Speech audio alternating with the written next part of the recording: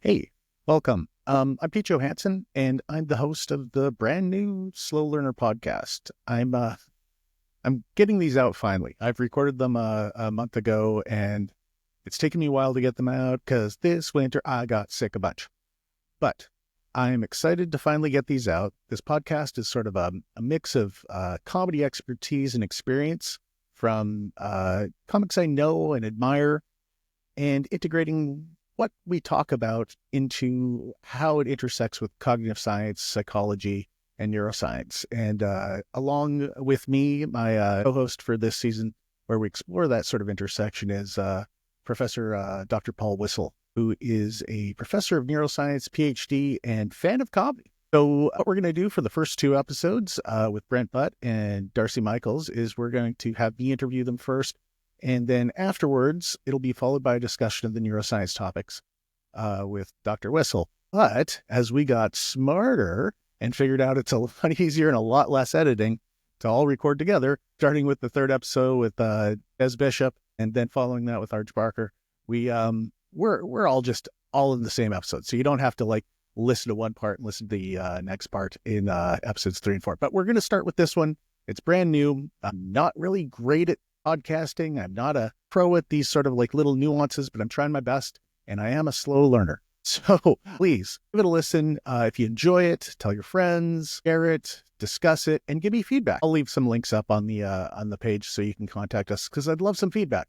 If there's something you'd like to see more of, see less of, some ideas or topics or neuroscience, especially cognitive science, humor science, just send them to us, and we'd love to work them into future episodes and sort of really dig up the sort of details of why comedy is so important to humanity around the world.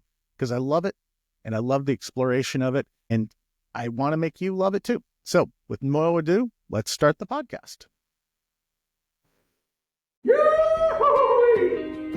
So I'm just going to run this because listening to you explain microphone technology to me is absolutely fantastic. I'm just going to jump in. Again, this is my first, so I'm hoping this looks like it's recording well. So I think I can just start into it. Brent, just to let the people know, we've known each other for a while. God, I think I don't want to put an number on it, but I think over 20 years, probably. Well, I'm no good at math. I would say since the early 90s. Geez, right? Yeah.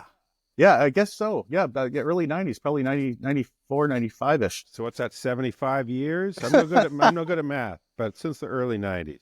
It's got to be. Yeah. Yeah, so oh my God, that's 30 years, Brent. Are we that? No. You look fantastic, by the way. You haven't aged. I look like a decrepit old man every time I look in the mirror, but I think you have the same glow. The lying bastardness of that comment. I appreciate. Oh. I look like here's the problem, right? I had a TV show that was very popular about 20 years ago and remains in reruns. So people are seeing it every day. They see me at 36 years old and then they see me in real life, and you can see them go, yeah. It's like a moment, yeah. Like, how about it's that guy they know from TV, but he's been creep showed. How about when you look in the mirror? I find that I like when I look in the camera, I see how I look now, and it's terrible. But when I look in the mirror, I feel like there's some sort of filter that it's applied by my brain that sort of makes me still see me as younger. Well, I think that, the mirror is something you see every day, so it's very gradual. You process that a little bit every day. You're on board what's happening physically to you. But yeah, seeing old clips, especially because I used to have, there was a time when I had quite a hell of a head of hair, big mullet coming out the back, and I'll see a clip just for laughs, 1992, Oh, wow. I got hair like Cher. I'm like, hey, everybody. I don't remember you with long hair ever, but I do remember you talked about your head a lot. Yeah. That was a feature set piece. That was my bread and butter, having the big pumpkin head. So, so Brent Butt, star and creator of Corner Gas, the TV show kind of iconic in Canadian television for actually going the non-CBC route and being super successful, which Yeah, in a way, it paved a way to show that there was an alternative route to creation in Canadian comedy to a certain degree, transformed the landscape.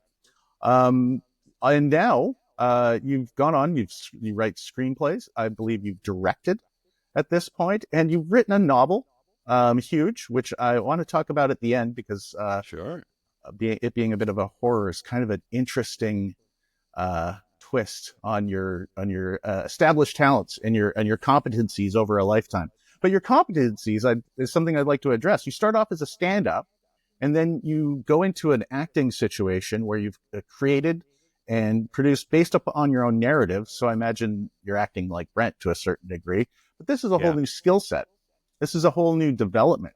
And you developed amazing stand-up skills. That's what brought you to the attention of people. And I remember watching your work ethic early on. I don't know if you remember I stayed at your place a few days, very early on. I was always surprised at every day you do something creative to engage yourself. Like we'd sit and, hey, let's write some top 10 lists and different like writing exercises to get yourself going. And Yeah. did you maintain that your entire career, that type of work ethic and dedication to sort of crafting your stand up? I think so. I mean, I think I'm very driven by sort of creative output. I always say that I have these things in my head for whatever reason. These ideas come into my head, and some of them stick. Some of them just start to scream, and the only way to stop the screaming is to get it down on paper, to sort of purge it from your head.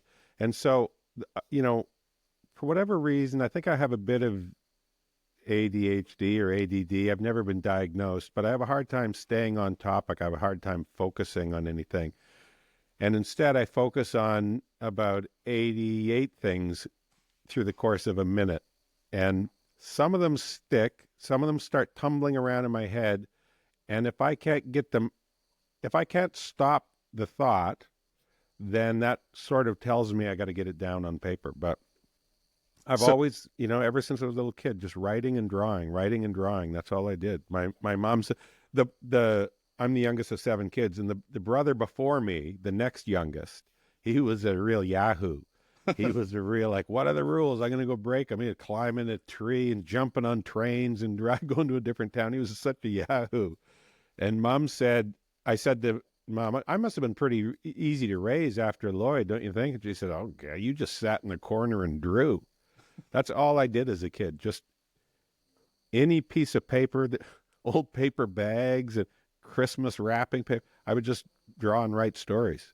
oh, that's so you all. I was very similar. I don't want to do this turning it about me, but I also found that having older brothers and sisters, writing and creating was sort of an escape to also win my mom's approval with behavior. Well, Um, I think there is an absolutely an approval element to sort of what drives me to some degree, because I remember as a little kid trying to make my older brothers and sisters laugh, and they wouldn't give it up easy. They had no problem smacking you down if they thought you were being just stupid.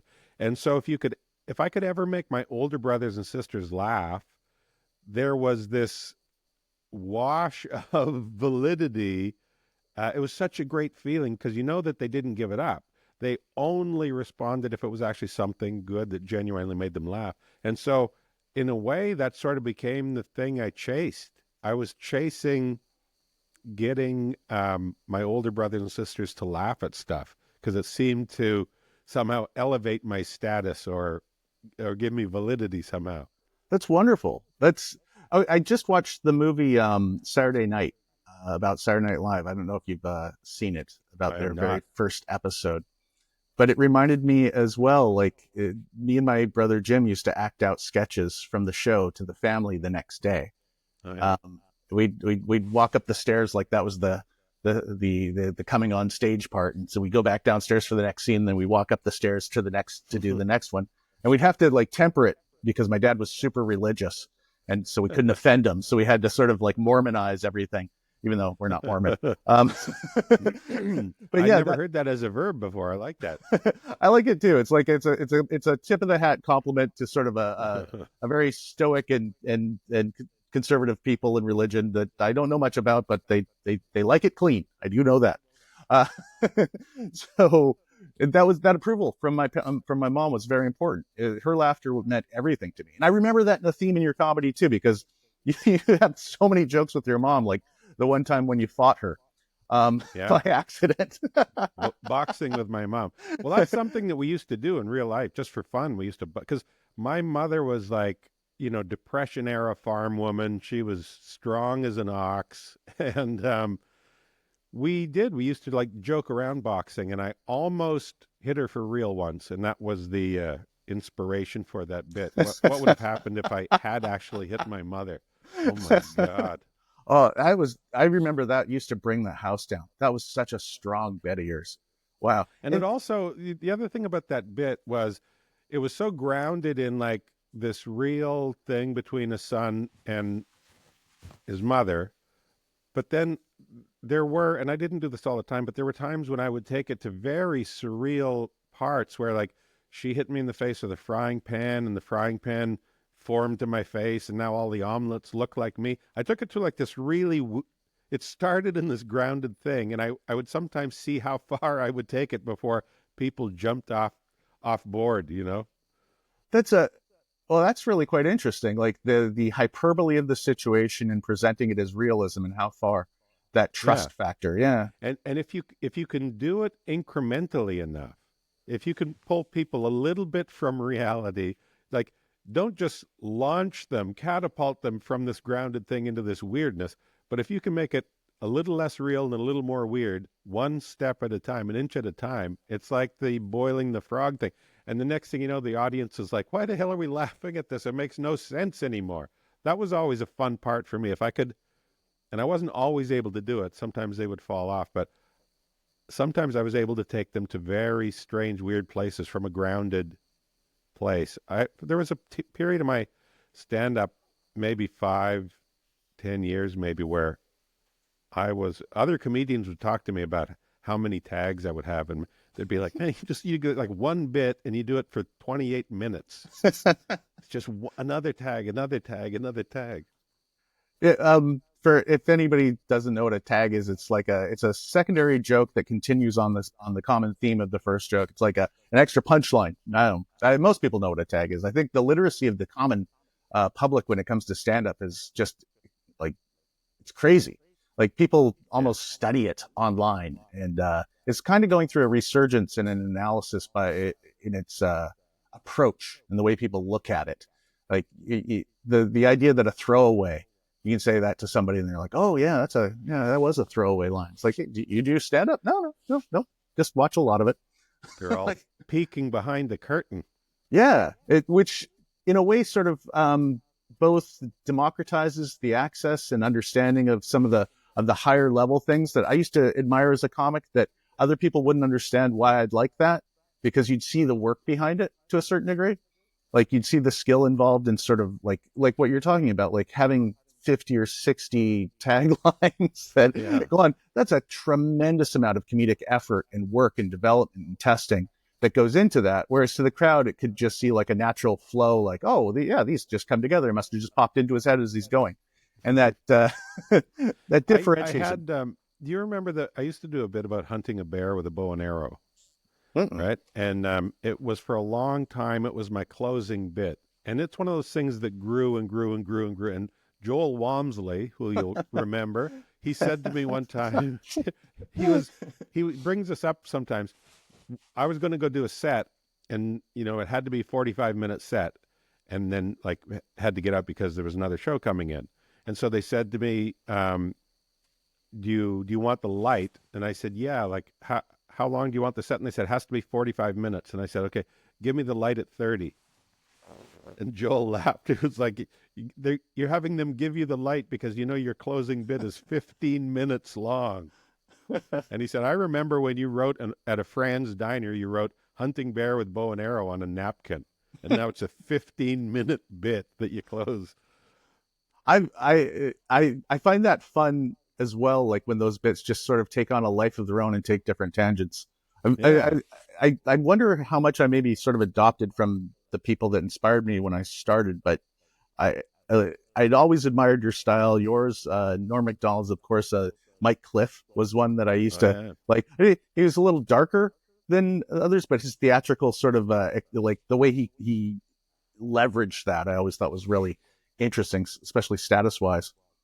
But yeah. yeah, I always and JP Mass when he used to do comedy, those guys always they'd milk a premise. They'd keep going and taking on different tangents. And I think I watched JP do an entire show about a bed sheet once. And like, Yeah. yeah, like, and that's such an incredible skill that you develop over time. And that kind of brings me to the next question. When did you kind of realize that you were doing good? Like, and this is sort of like that idea of expertise that and a lot of people have heard of this, the literacy of the Dunning-Kruger effect, the idea that as you develop a competency in something, traditionally what happens is when you don't have a competency or skill developed, you can observe something and think it's easy. And then as you develop a competency, an opposite effect takes place, that you realize how complex and how deeply skill based something is, and how much more you need to learn, that your confidence actually goes down as your competency and skill goes up. And did you go through that sort of like, I'm getting better, but I'm feeling farther away from my goal sort of cycle at all through your development? I mean, I think I became like the more I did it, the more it's like the old line, right? The more I learn, the less I understand. It's so I was aware that that was going on. The more I sort of peeled back the layers of comedy, and the more I wallowed around in it and learned, because I was very, I sort of felt that I was a student of stand up. I would, more than almost anybody else I know, I would stick around the clubs and watch all, like if there was 15 comics on the show, I'm watching all of them, good and bad, and studying what makes them work, and what makes the good ones good and what makes the bad ones bad, and really sort of analyzing it. And the more I studied, I became aware that, oh, there are depths to this, and avenues to this that I never could have dreamed. But it was never sort of like a it was never like a bad thing where it was like, oh man, you know, turns out I know nothing. It was really just sort of an eye opening kind of, this is great. There's so much to learn. And watching guys like Lawrence Morgenstern, and I've learned a lot watching Larry Horowitz, especially his ability to make old jokes seem fresh, like just seem like he just thought of this, Yeah. even though it's a joke he'd been doing for 25 years. There was nobody better at faking immediacy, and I was fascinated by it. I would study him, and I really tried to adopt some of that. But yeah, just watching guys, and realizing the more you know, the more there is to know. It's like every door you open, there's like, oh, there's 5 doors behind this door. And each one of those you open, oh, there's 10 doors behind this door. Do you like comedy like your own? I think so.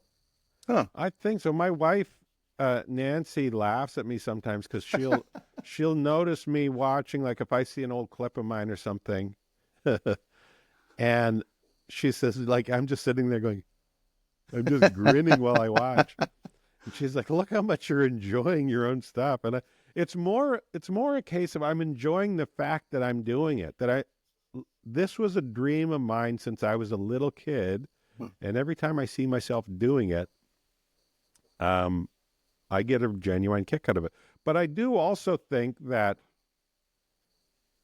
I mean, I must enjoy my kind of comedy, or I wouldn't be coming up with it, really, or I wouldn't enjoy doing it. I've been at this 35 years now or something.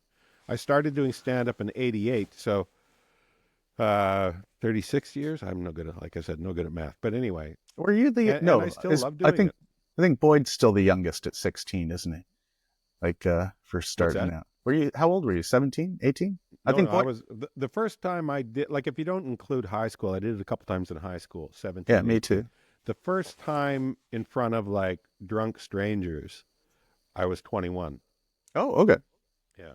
And my first time was 17 in Kelowna when I did it. I was in high school as well with a friend of mine.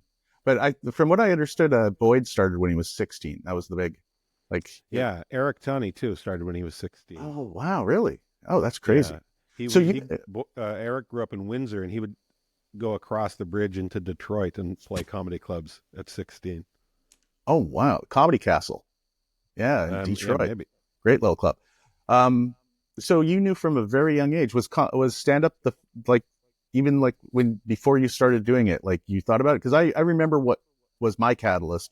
My brother sent me a tape from L.A. of Sam Kinison, Oh and yeah. I'd never heard anything like it before. And he was I remember that what resounded with me is because I grew up in such a religious household.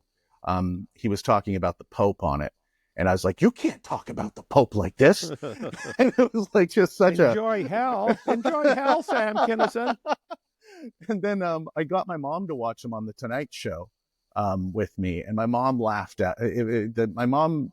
He sang a song, and all he did was scream about his ex girlfriend Oh, I in it. remember that bit. Yeah. And but my mom was laughing like crazy. And this is my mom, my church going mom, and I'm like, okay, I can do this if my mom finds it funny. And that's kind of when it dawned on me that stand up was a possibility for me. So that was it crystallized that this was the avenue for your comedy, or were you drawn to Yeah. other sort of outlets? Well, I was drawn to Drawing. comedy in general, right? But I Uh-huh. didn't know that stand up was a thing when I was, young growing up. Sitcoms, I loved sitcoms, and there was sketch comedy. But I had never seen stand up. And then when I was 12 years old, there was an afternoon talk show, a daytime talk show that came out of Vancouver here, actually, called The Alan Hamel Show. Yeah. Later became The Alan Thicke Show. And it was like an afternoon, it was basically like the Merv Griffin Show or some. It was like the Tonight Show, but in the afternoon. And it was shot out of Vancouver. And, I grew up, I only had two channels. So you were watching CBC or CTV. And I was home from school, summer holidays in the afternoon, and this show came on. And I was always sort of drawn to not just comedy, but showbiz in general for whatever reason. Little ham bone. And this show started, the swirling lights and everything. And I was like, oh, what's this? And they were saying the guests. And it was like, author so and so, and actor so and comedian Kelly Monteith. And I don't think I'd ever heard the term comedian, but it was clear the comedy was part of it, and I like comedy.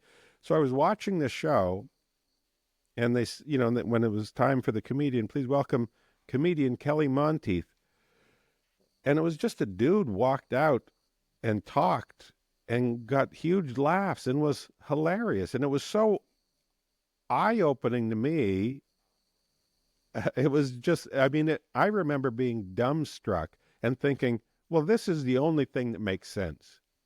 This is what I try to do with my buddies every morning at school while we're, in the little holding area before they open up the school. They let the kids come in the winter, and it was like -40. You can't just have the kids hang outside, they'll die. So we have this little holding area before they actually opened up the school. And I was always trying to crack up my buddies. And when I saw Kelly Monteith just talking and saying funny things, I was like, well, this is it. I went out and told my mom I want to be a comedian. I was 12 years old. What'd your mom say? She said, go do it outside. That was her answer to everything. Don't get any of the comedy on the floor. I say that as a joke, but actually the moment was kind of cool because the way she responded to it made it seem not crazy. She was washing dishes because the Alan Hamel Show came on at 1 p.m. So we'd had lunch, and she was washing the lunch dishes. And I went in and I said, when I grow up, I want to be a comedian. And she said, oh, why do you want to do that? And I said, I like making people laugh, and I just saw this guy on TV, and I think, that's kind of what I do with my friends and that kind of thing. And we just talked about it as though it was valid, It wasn't some crazy haywire pipe dream.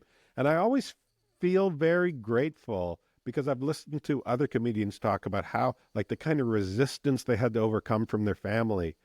And I just never had that. But I think it's partly because I was the seventh kid, and it was like, fine, whatever. If you don't break the law, go crazy, go nuts. Um, but I feel like, I didn't have to overcome those same kind of hurdles that a lot of people had because, and I also think part of it was my mom and dad were broke. We had no money growing up. There's so many mouths to feed, and dad made, I don't know, $80 a month running the boiler room at the honey plant. I had no idea how they supported kids, but they were two of the happiest people. They were, they kind of loved life, and they loved being parents. And the home that I grew up in was sort of just, a nice, fun, comforting, easygoing place. And so I don't think my parents ever equated success with money or stability because they were like, well, we got no money and we're happy as clams. And I'm sure, they had their moments of not paying the bills and panicking at the kitchen table. But we, as kids, we never saw that. Yeah. But I think for my parents, it was just like, yeah, find something you like to do and off you go. I feel like you're about to announce you're going to give away all your money. Is that what you're setting up right now? Am I reading this wrong? This feels Uh, like a Bill Gates moment. I have, Pete. I've given it all away. To microphone companies, I'm guessing. Basically, I'm surrounded by them here. Yeah, you've chosen your favorite and you pull back, and it's just a wall of them. I just explained your joke. I hate it when people do that. Uh, Well, I mean, the whole concept of this, I feel, is sort of brave. Analyzing comedy is such a great way to kill comedy, yeah, But dissecting the frog. there's some validity to doing it though, like scratching at it and digging down into it. But at the same time, It's yeah, it doesn't want to be. I always say comedy is like sort of a strange guest at a party that people like, but they don't know anything about. And he's fun and he's like cool and interesting. But as soon as people start asking what he's about or where he's from, he just leaves. Okay, see ya. well, Had fun. That's kind of like every joke is like that. I think that's such a beautiful like transition for me. Like it's like we rehearsed this or something, but we didn't. To just sort of explain, that's exactly what I want to avoid at all costs is to rip the funny out. But at the same point, I do, since I went to school, um, and I started to engage in some of the ideas and the processes behind cognitive science and psychology, I've been fascinated because one of the motivators, like to go back and improve on my education, is to understand like comedy felt important to me. Like when I did it, it would at times I'd want to quit, and at times like I didn't have as stable a conviction as you, and I'm quite envious of it. And I didn't have a very strong support network at all. Nobody was happy that I did stand up. But see, that's so impressive to me. That's so impressive to me that when people like yourself just plow ahead anyway. Yeah, that's a favorable and complimentary light to see it in. But I can also see it through the eyes of the people that cared about me, thinking, also being scared. And in a way, they're not being mean by not supporting me. It's their Yeah. version of going, "Oh my God, I don't want him to be homeless. I don't want him to be, Yeah. you You're know." getting too close to the fire. Step back from the fire. Yeah, and in a way that sort of mimics like our childhood sort of necessary development phases that called attachment theory, which is we have to provide love for our children, but we also have to give that love unconditionally so that they're not fearful of taking chances. Because if they don't develop that chance taking, they won't develop resilience, and they won't develop as an individual and a character and feel a satisfied life, which is a theory that sort of shapes some adults, but that's neither here nor there. Um, one of No, the things, I buy it though. yeah, it's a common sort of impact in later on relationships that we have to overcome that sort of insecurity that can come from not feeling that we'll be loved if we do leave that sort of environment of parental unconditional support. Yeah, the But feeling that falling on your face is okay, right? yeah, I think that's such an important part of development. And some people didn't have that. And I always, you know, it's those things you don't know when you're in it growing up. You don't even think about it. But in hindsight, especially once you get to know other people and their journeys and their stories and the things that they pushed through or had to hurdle over, um, the more I look back at it and go, man, I was just in this blessed environment where it was just like, yeah, go for it. If you fall down, whatever the hell, pick who doesn't fall down. Pick yourself up and give it another whirl. I grew up in a very give it a whirl environment, and I didn't realize at the time what a blessing that is. In a way that the way you're talking about too has a socioeconomic stream, which is a little out of my field of knowledge. But And now we're getting into my specialty. Yes, okay, socioeconomic. Did I but say that right? yeah, I think so. But socioeconomic sort of situations where you didn't have much to lose because you didn't have much, and there's that sort of like, oh well, you fail, you're right back here, you know. And Right. I grew up, we didn't have a lot of money either. We had this weird combination because my dad was kind of famous, but we were also poor, which is a terrible combo. Uh, Bad mix.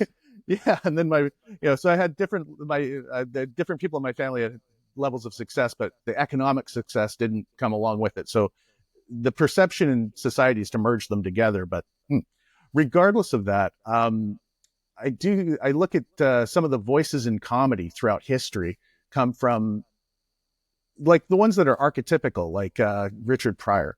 Like he had a very poor upbringing. He grew up in a house of prostitution or whorehouse, I guess. But he didn't have anything to lose, and his comedy communicated a life that 90% of us never saw, or yet we could Yeah. still laugh along with him because he created a narrative of a human Germany that we all respected. Yours is the same. I'm not saying you came from poverty or horrors, but you came from a different environment that, I mean, most of society is urban.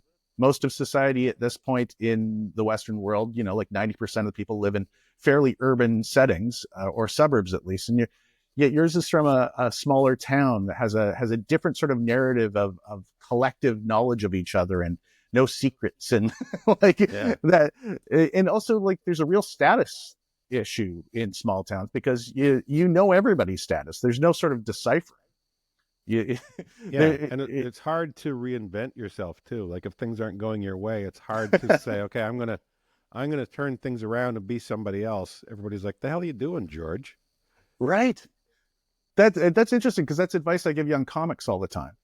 And I don't even know if it's good advice. It's just when I go to all the time. It's like once they start doing good someplace, I always tell them you got to move because your initial perception is going to be sort of integrated into who you are for that first It's little while. driven by the number of stocks you own in U-Haul. It's a completely fiduciary advice on your part. You got to pack up and move. But it forces the comics to go to a brand new environment and sort of regain and develop a deeper sense of confidence by employing the skills that took them a long time to develop there and sort of integrate them into a new environment where they're already competent and they'll be seen freshly as somebody who's brand new but talented rather than somebody that struggled for years and then finally Right. made it, which is also good, but it gives them it'll give a different sense of development and allow them a little more freedom to be creative, whereas they're kind of held to that boundaries of perception of the fellow comics and the places they come from and the club owners more particularly. Yeah, But I guess that's not a thing anymore. I don't think it's bad advice. Well, And also, I'm kind of fascinated with where comedy sits right now versus when I came up, based on like what you said there triggered a thought that I've had over the last few years. Because when I go down to a club or some room where they're having comedy night and I want to try out some new bits, and I go in, I'm the grizzled old veteran, and I'm surrounded by comics in their 20s, and I'm amazed with the quality of comedy and the originality that this sort of generation of 25-year-old comedians, like they're just thinking like people I've never seen this kind of thought process before. And I really think like it's very creative and very original, and I think it has to do with what you said. There's sort of nothing for them to lose. That I think they're all coming at this from a place of, well, there's no money to be made at this anyway. So I'm just going to sort of try and make myself laugh and my friends laugh and try and come up with weird original stuff because there's no scouts, there's nobody from the Tonight Show watching, there's no club owners like observing your set to seeing if you're progressing in terms of audience response. How's your laugh per minute rate? That's kind of the environment I grew up in, where it was really like you sort of had to churn it out a bit, and you had expectations. And if you want to play in this chain of comedy clubs, you better make sure that every time you do a spot there, you do well. I was sort of, reined in, I think, a little bit creatively. Whereas I see these young kids now, and they're so funny and creative and original. And I think a big part of it is because they just had, there's nothing to lose. We're not going anywhere anyway. We're all going to be 48 doing TikTok videos to 100 people, so who cares? So the result is this. I think the level of artistry is ramped up now from where when I was 25. Yeah. I think there was some standouts previously that maybe had the advantage of nothing to lose in a different way.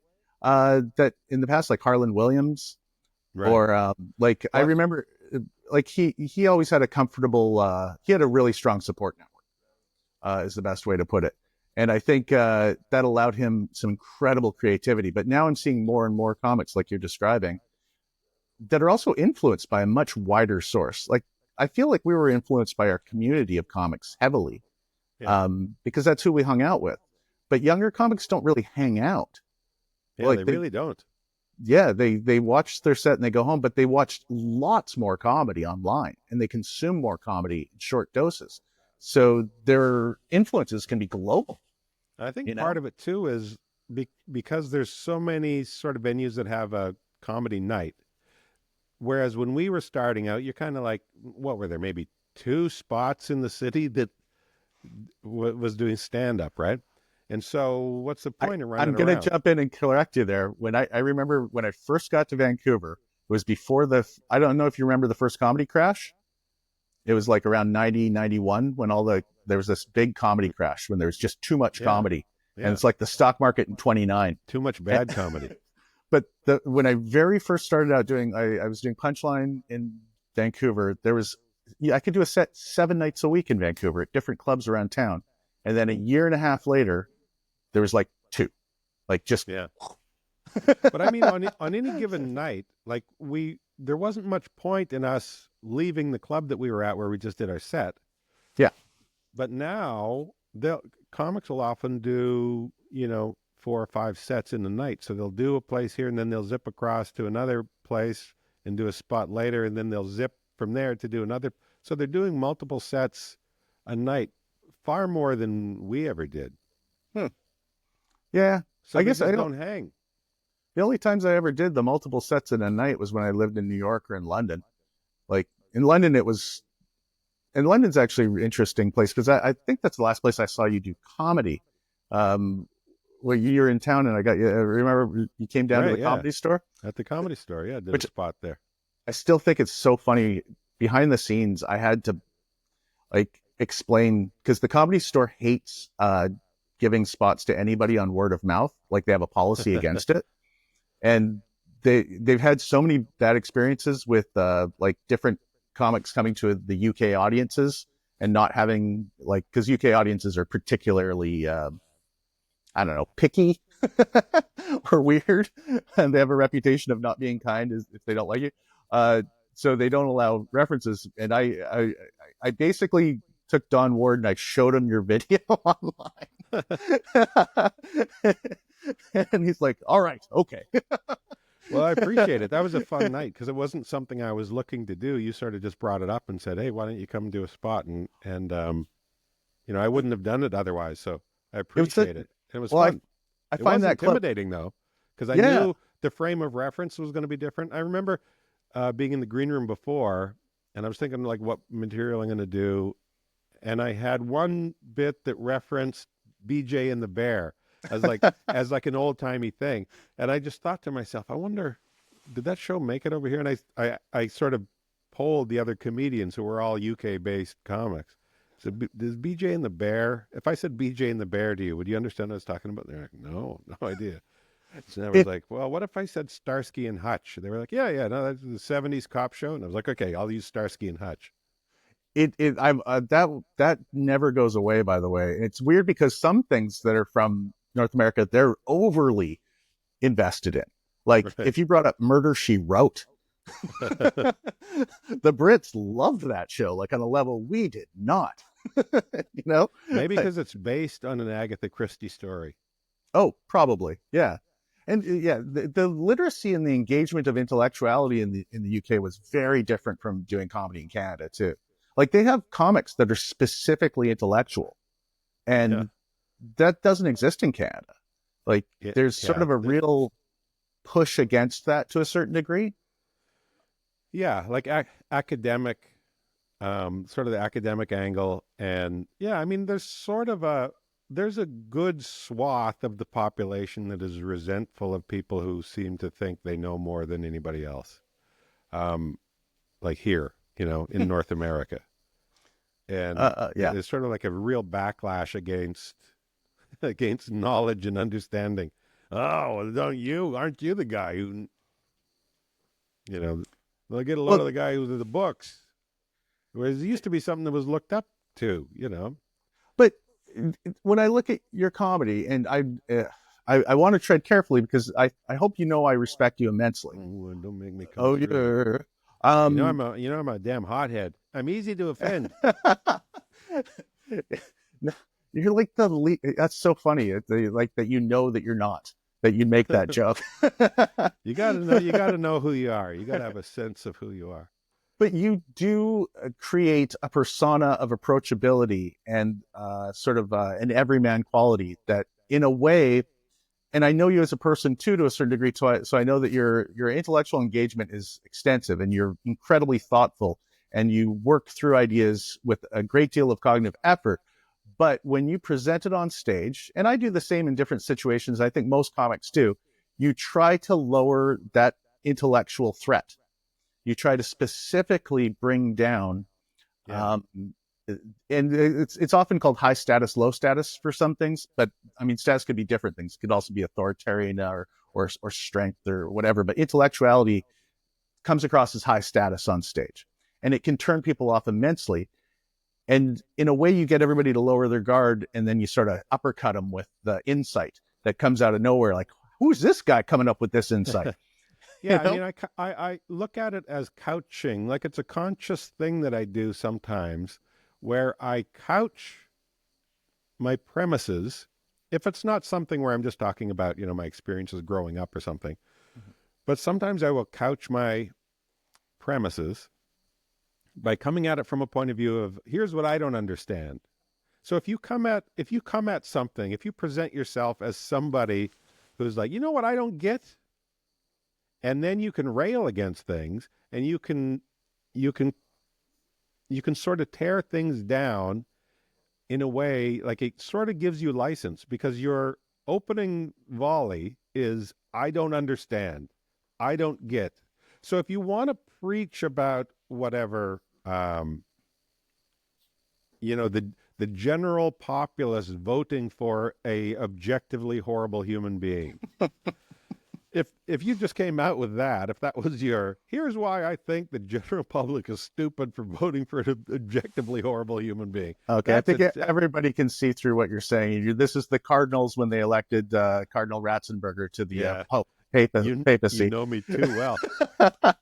It's eating me alive. All these, but if instead if your approach is here's what I don't get, here's what I don't understand, it sort of lowers, like you said, lowers your status. You're not on a high horse about it.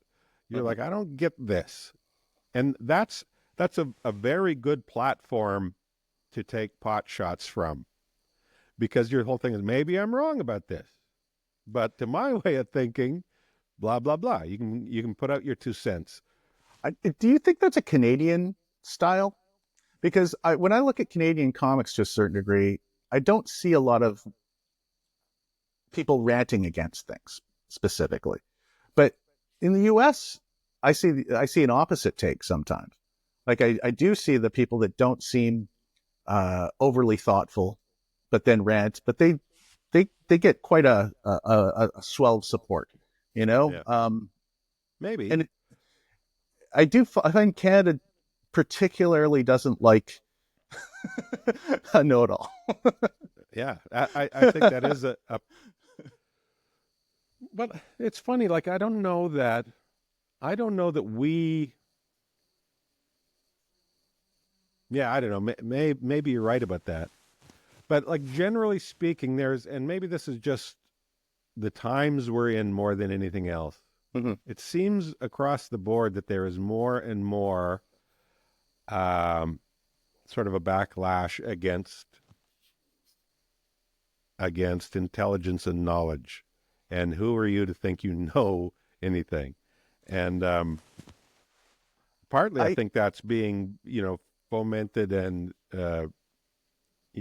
it's there are sources within the online world that are really they're going to benefit by dumbing people down, and I think it's been going on for a long time, and I think it's kind of working.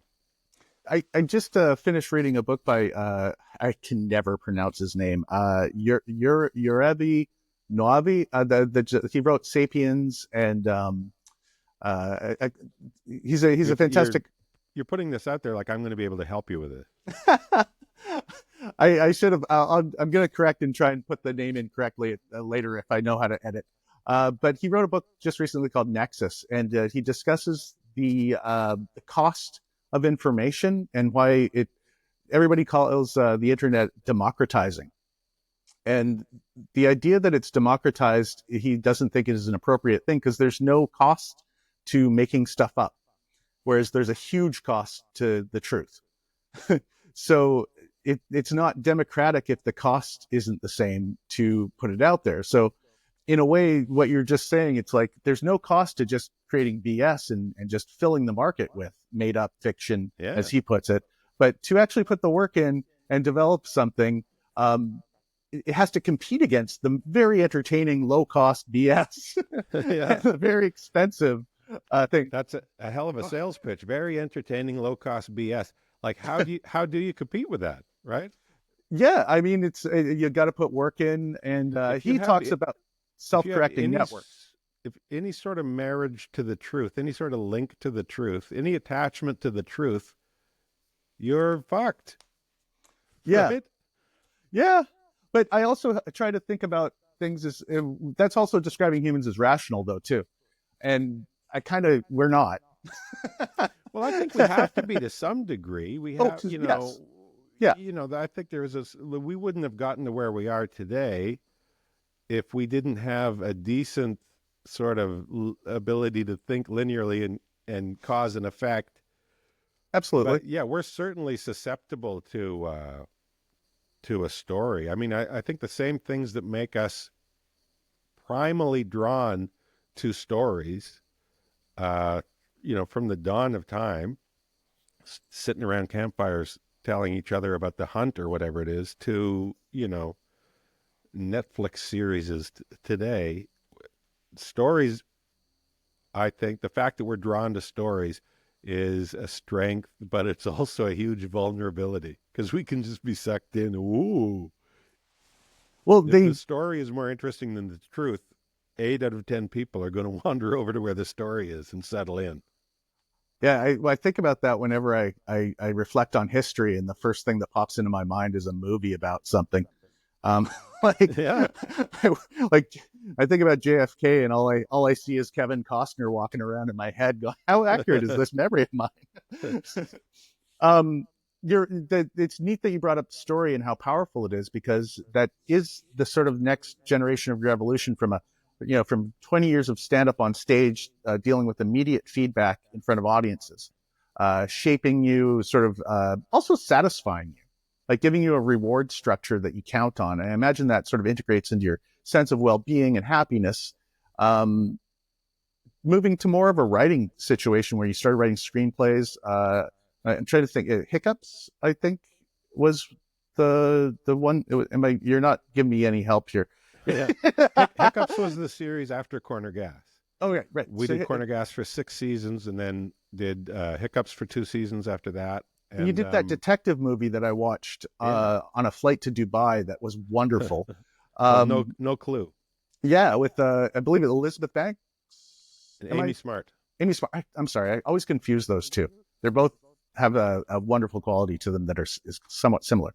Yeah, and like that kind of reminded me of Steve Martin's Pennies from Heaven sort of vibe, but you actually didn't use clips. You just sort of wrote a noir film, whereas he just sort of composed one out of clips of older films. What, the dead men don't wear plaid? Yeah, Dead Men Don't Wear Plaid. Sorry. Yeah, yeah. Yeah, Oh man, yeah. Which is such a brilliant film, and yeah, like you said, like the working his dialogue into existing clips from old movies is it's brilliant.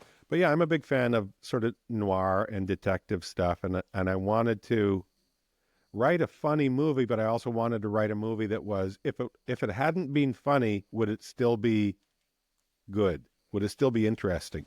And that was sort of the direction I came at that project from. So was that an extension of what you talked earlier about? Uh, you always wanted to do stand up. You had a drive to continue to develop. This sort of feels like you're always trying to develop a competency to a certain degree, and it reminds me of a concept. And the problem with a lot of these guys in academics is their names are impossible to pronounce. And this guy in particular, his name starts with a C and a Z, and it's like 60 letters long. But he came up with an idea called flow. And it's sort of, this is like 20, 25 years ago. And it's this idea that when we challenge ourselves, when we meet a challenge equal to our competency, we lose ourselves in developing our skills. And it becomes, we have almost a disassociation, a loss of self, and we get caught up in the moment. I know I get this on stage. I used to get this on stage a lot. Like when you're having a really good show and things are just working, you're not Yeah. thinking about it. Your your conscious engagement in the moment seems to dissipate, and you are just riding it, and it's coming and evolving, and you're going with it, and the sense of time goes away, and you there's this fast evolution. And at that moment, apparently, we develop stronger and stronger skills at sort of a much faster ratio, and it's called flow state. And often these are the moments of highest satisfaction that we have when we have developed a strong skill in any field, is when we have a competency meeting a challenge equal to it. And I wonder if that your development as a stand-up, your development as an actor and stuff like that, that's pushing you forward into different writing and challenges. Do you find that? Do you find that when you get really engaged in something, like you said earlier, you kind of just become focused and it overtakes you? Do you, like when you're writing your novel Huge, like was this something that this is a new challenge, but you had the skills for, and did you just lose yourself in it, or was it a chore, a goal that you wanted to go through? Yeah, it was sort of a thing that I knew I wanted to. I knew I was going to try to write a novel. When I was quite young, I made a list of things that I wanted to write professionally at some point in my life, and I Hmm. was fortunate I've been able to do all of them now, with the exception of writing a play. I wrote plays in high school, but like a play that was staged professionally. That's the only thing left on the list. Oh, So a novel was on that list. There was stand up, there was TV shows, movies, a novel, and play.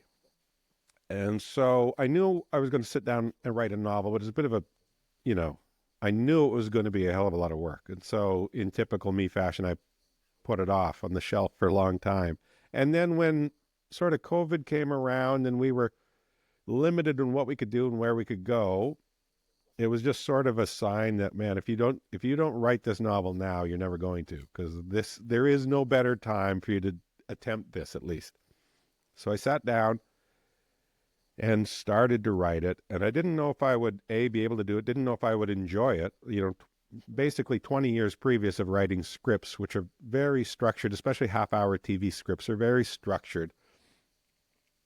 And so I didn't know if I'd be able to do it, didn't know if I would enjoy the process, but it was just so different from script writing. And I think there was part of it was like, oh, I'm finally climbing into this water that I knew I wanted to try. So here I am. And I fell into it, and I loved it, and I enjoyed the process. And even when, even when I was writing stuff that I knew wasn't very good and was going to be changed, I kept plowing ahead. And then you would get into these, like you said, sort of this flow state thing where you're like, as a writer, the thing that I love the most is those moments where you're, it's almost like you're reading the story instead of writing the story. It's like you're dictating, especially when it comes to characters doing and saying things. There are a number of times throughout the script writing process, certainly, but with writing the novel, where a character would say something, I would write what they say and kind of be surprised. Oh, I didn't realize that they had that outlook on something. And it's like, it sounds a little woo-woo, but it's like these characters talking to you. Or you're writing on some level that's below your consciousness or deeper than your consciousness. And there comes these moments where, you'll write 8 pages almost as fast as you can type it, and you're reading it as you're writing it, and you're like, wow, cool. You're like, oh, he's screwed now. Now he's in trouble. You're almost enjoying it the same way a reader would, but it's coming out of your hands. And, those are fantastic moments. And they often lead to things like if you write something about a character that you didn't realize about the character, because I don't spend a ton of time. I don't sort of do a bunch of backstory, a bunch of, I need to know who these people are before I write them. I like to discover a little bit. I create a bit of a structure for the story, but even that is flexible. But when it comes to characters, I know roughly who they are, archetype kind of people. And then you start finding out things about their past. And a couple times, especially with Huge, there were a couple times when I really realized sort of after the fact, after I'd written something, where I was like, oh man, there's so much of me in that. I didn't realize it as I was writing. Like me telling you the story about my mom, sort of when I told her I wanted to do stand-up and she sort of treated it as a valid thing. There's a moment in Huge where one of the characters, Rin, she's reliving the moment when she told her father that she wanted to do stand-up, and he treated it as a legitimate thing, and she felt that, and I didn't realize as I was writing it. It was like later that night after I'd written that scene, I was thinking about it. I was going, well, I just pulled that completely from my own experience without even realizing it. But it had all changed, and it was put in this character, this woman, and she was talking to her father. But it was clearly pulled from myself. But I did at the time, I wasn't conscious of it. And even the new book that I'm writing now, I was a quarter of the way through it before I was like, oh, hang on, this is really about what I was going through when I wrote the last book. Because the new book is about a guy trying something different and being afraid nobody's going to take him seriously about it. And I didn't realize at the time until I was thinking about it later, like, oh, well, that was me coming from the world of comedy, writing a dark, scary psychological thriller. Is anybody going to take me seriously as a guy who can write a serious, scary book? And so I love those moments where doing your art, doing your craft reveals something about yourself, or reveals a connection that you have to the art that you didn't even realize was there while you were doing it. You were just creating. I love those moments. I think that's kind of wonderful what you just described. You're showing that your art in itself is part of meta contemplation. Like, there's this idea of wisdom and knowledge has to be balanced with reflection versus looking in versus looking out. It comes from Buddhism. Yeah, this idea that without self-awareness, we're not also aware of the world, and we have to be aware of both. And so you have this reed that sort of bends back and forth as we look in and we look out. And the only reason I'm quoting that is because there's a lot of evidence in cognitive science to a similar way that we engage with knowledge in the world, is that it takes time to sort of look back. And I love the idea that the novel that you're writing right now is a meta reflection, like this reflection back on yourself writing your last novel, Yeah. which is how the processes of our brain actually work. We have these top-down structures where they're feedbacks on lower level thoughts, and consciousness itself is possibly us having a feedback on our unconscious sort of activities and ideas. And every sort of advanced thought is another layer of looking back. Daniel Dennett is a philosopher and big fan of comedy. He used to call it affordances. So we have these affordances, and it's what makes humans special. The ability to sort of engage metaphysically or meta heuristically back on other smaller ideas. And you've just sort of stated that as a personal experience in your own sort of perspective. I love that. I think that's just really, it just shows you that you can't not be self-aware to a certain degree to sort of create intrinsic art. Yeah, I think what you said, I think the notion of reflecting, I don't think you can create without reflecting. And you certainly can't create without context, I don't think. Yeah. I mean, or maybe you can, but what's the point? You know, it's you've created something, but big deal. There's no framework, there's no context. It doesn't say anything, and it doesn't touch anybody, and it doesn't mean anything. So congratulations. So I think without the context, there's no point to it. Yeah. But yeah, well, meaning and developing meaning is that's another sort of huge thing that I faced.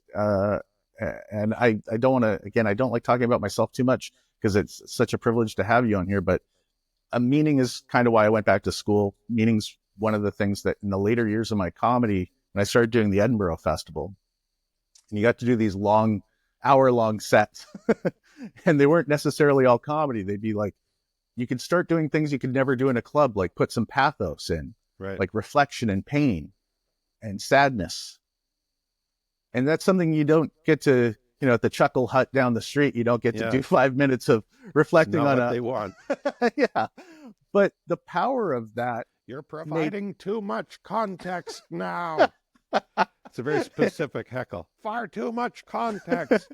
Distance yourself. A really technically fluid audience just giving that type of that's a horror unto itself. But in a way, that's Edinburgh. Like you get these really sophisticated like theater people coming to comedy and like But it was also like I really found a lot of beauty in engaging in something that was very sad and then finding the comedy to come after it. And the comedy would be twice as funny if you could go from someplace dark to someplace because you share that narrative and everybody feels sad or whatever, but then you also share the catharsis of what, I use comedy all the time in sad moments. My wife does in particular. Like she's amazing at it. Like any bad news, she's like, it's never too early. And it seems like, doesn't it seem like, because I think that's a completely valid response to dealing with sadness or anger or horror or whatever. I think the comedy is it's important and valid. And it seems like societally, especially the last 20 years, there's really been like this, nope, that's not something to joke about. No, that's not a thing that you can make a joke about. And it's like, don't tell me how to process horror. I'm terrified of something here, or I'm wounded and hurt by something. Don't tell me what I can and can't joke about. You can feel free to laugh or not, but it really seems like there's been this sort of, no, that's not something you can joke about. Well, I think you settled again on, man, I always, I know that you put a lot of thought and work into stuff, but that idea of policing what we can laugh at worries me. And that's another reason for this show is that I want to be empathetic. And I think most comics want to be empathetic. And I think most humans want to be empathetic. Nobody wants to just hurt people.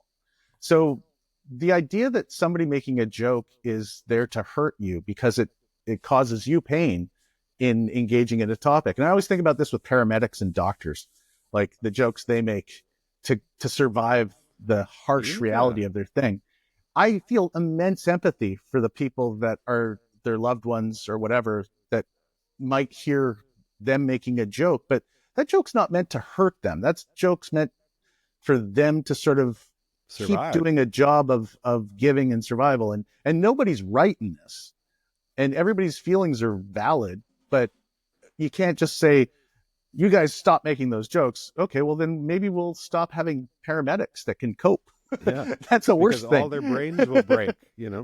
all their And, brains will break and they will either go on murder sprees or be institutionalized and nobody will be around to help anybody. and it should be kind of a bit of a reminder, and this is something that I think a lot of people sort of forget, is that it's up to us to sort of police our own sort of interactions to build the resilience. And trigger warnings and stuff like that, I'm all for trigger warnings, by the way. I think they're great. But I don't think a trigger warning then means that the person shouldn't be talking about it. I think that should be a signal to you to go, I need to monitor my own emotional state and remove myself if it's too much. Not stop. Yeah. Everybody else stop. You can't handle this. And then the other side of the coin is there are a number of comedians who just look at it as like, I have the freedom to say anything. And you just watch them purposefully hurt marginalized communities.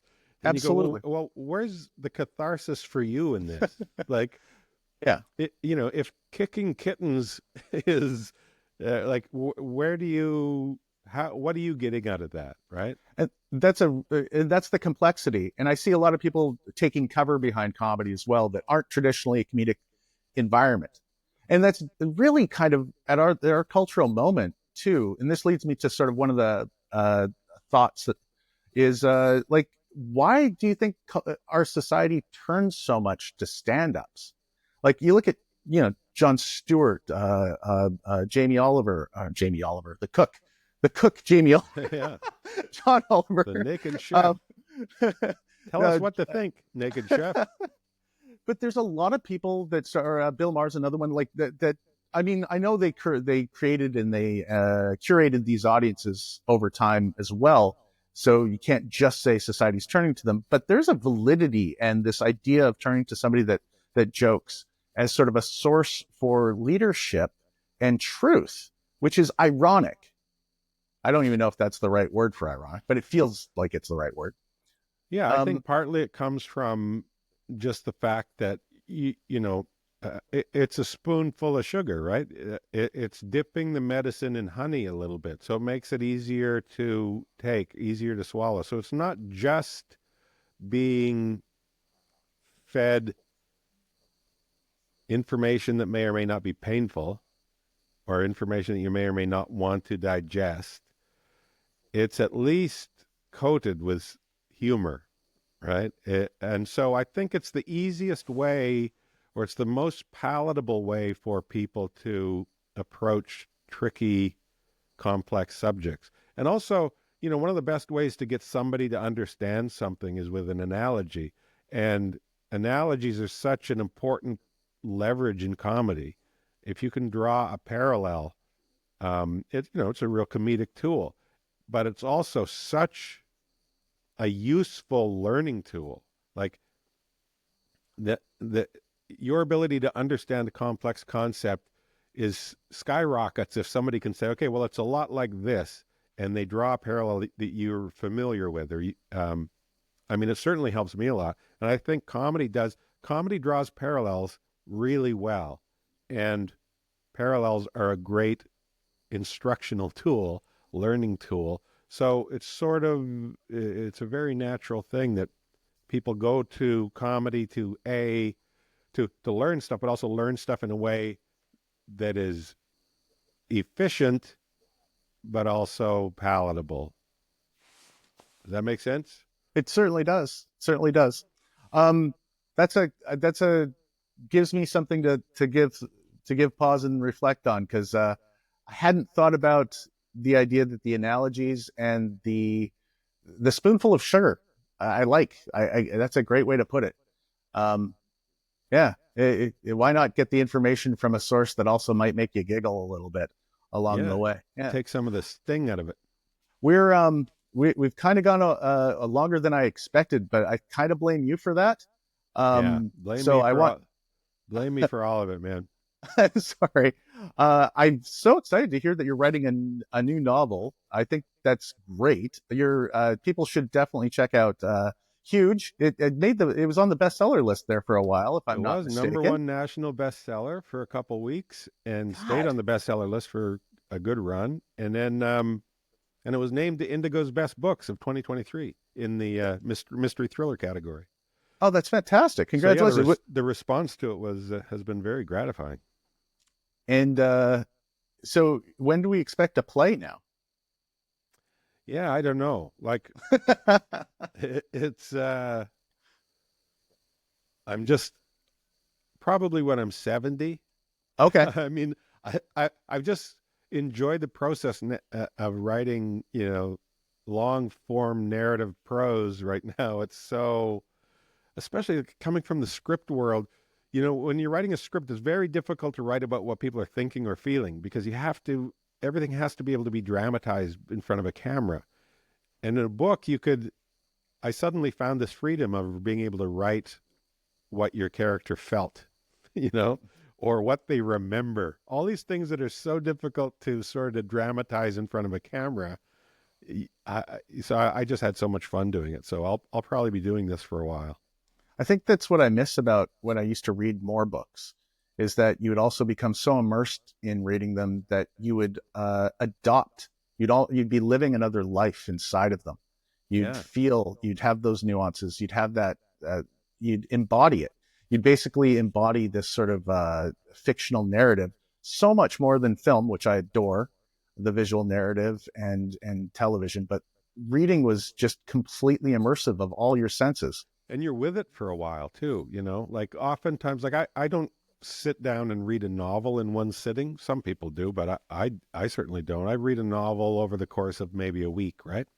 And so for me, this is how I know when a novel is working for me as a consumer. When I'm not reading it, am I thinking about it? And that happens with my favorite writers. So I'll be out walking Oliver, I'll be going to the store to get milk, and I'll be thinking about, God damn, how is this guy going to deal with this situation? How's he going to tell his daughter about this? When you're thinking about the story, when you're not consuming it, that's when I know they've got me. That's when it's really working. And Stephen King, to his credit, like a lot of people, I think because he's so popular, a lot of people poo-poo it.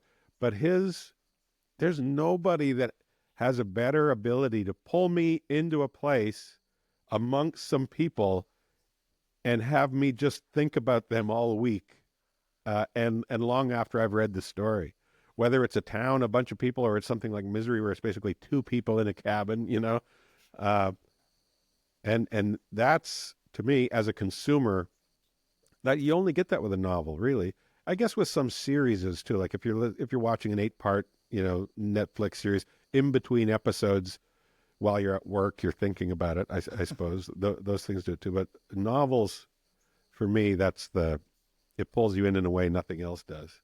It also takes me out of something that I could have never really naturally experienced myself in any way. Like Shantaram always reminds me of that. It's a novel about a convict that escapes to India and loses himself in the slums, and that's not something that's probably going to happen to me. Fingers crossed, Yeah, but I found myself with the tensions and the thoughts and the worries and the projections and you know considerations that I never had before of how to deal with a cut when all the water around you sort of infected and there's no clean water to wash a wound out with. Like those things you don't cross your mind Great. unless Now you're that's sort going to of stick with me now. But yeah, I think but that's at its core. That's what story does. But that's why it's so primal to us. well, I'm so glad that you're doing this because that thoughtfulness and that insight and your take on things, I think we're kind of lucky that you are just continuing to expand your things. And you're still doing stand up too, if I'm not mistaken. I think I just Yeah. saw you on tour with Chris Quigley as your opener, if I'm not mistaken. Yeah. We Um, we did 2 shows together in Brantford. I'd never worked with him before.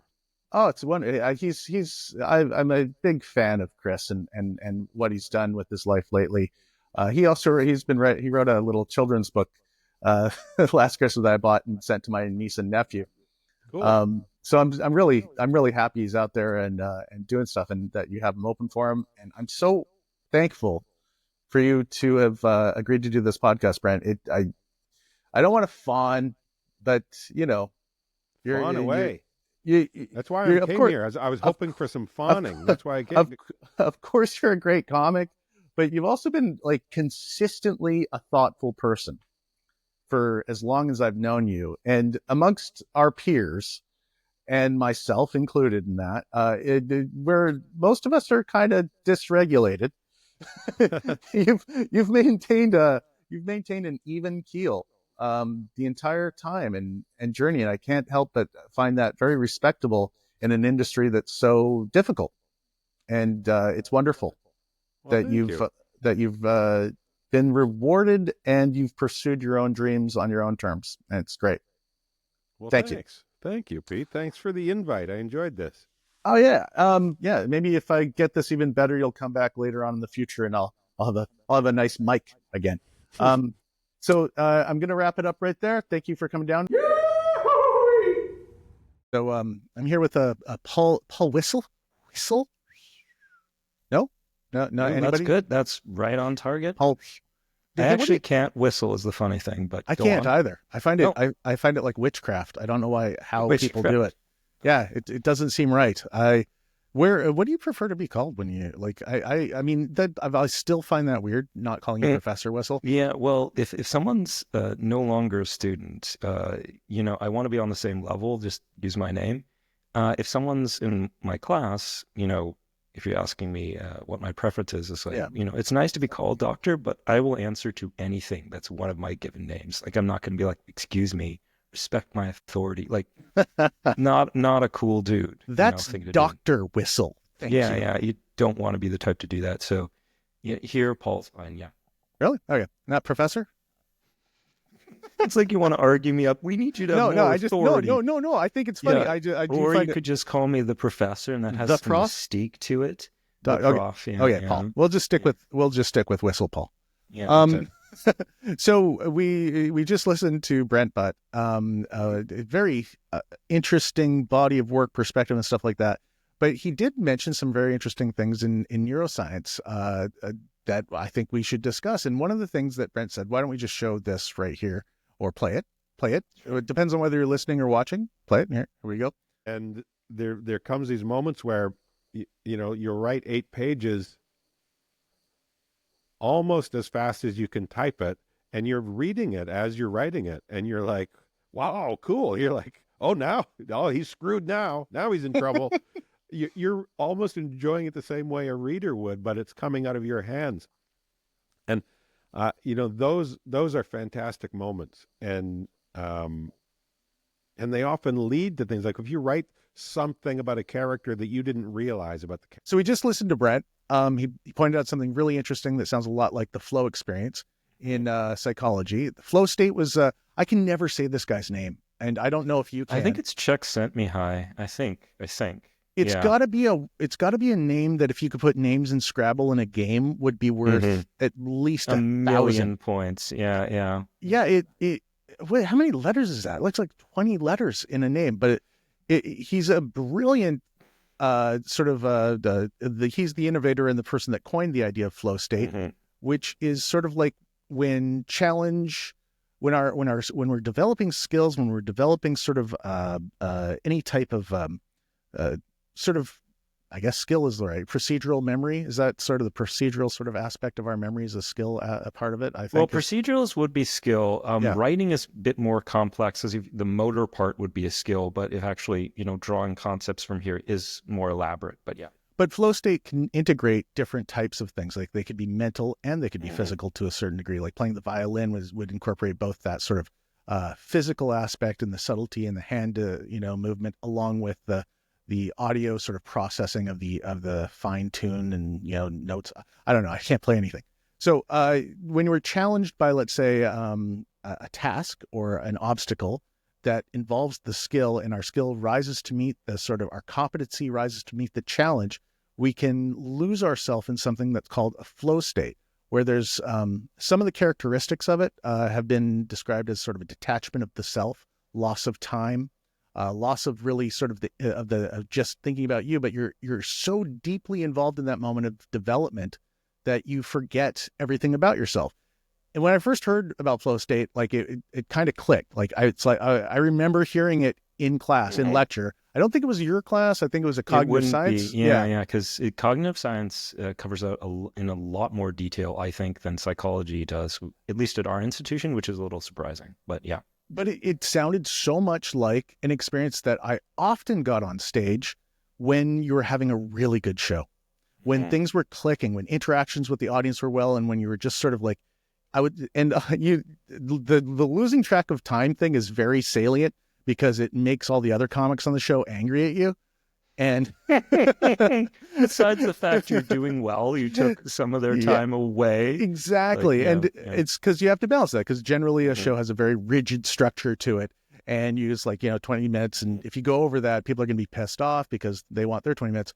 But you do lose track of time, and you lose it because you're so involved in the moment. And at that same point, it's like developing skill, if I'm not mistaken. So when you're in those states, when the challenge of the audience, like when you're sort of overcome a difficult crowd to get laughing, and then they're laughing and you're keeping them and you're trying to keep that up, but you know they're going to drop if you don't sort of constantly hit them at the right beats and find those moments.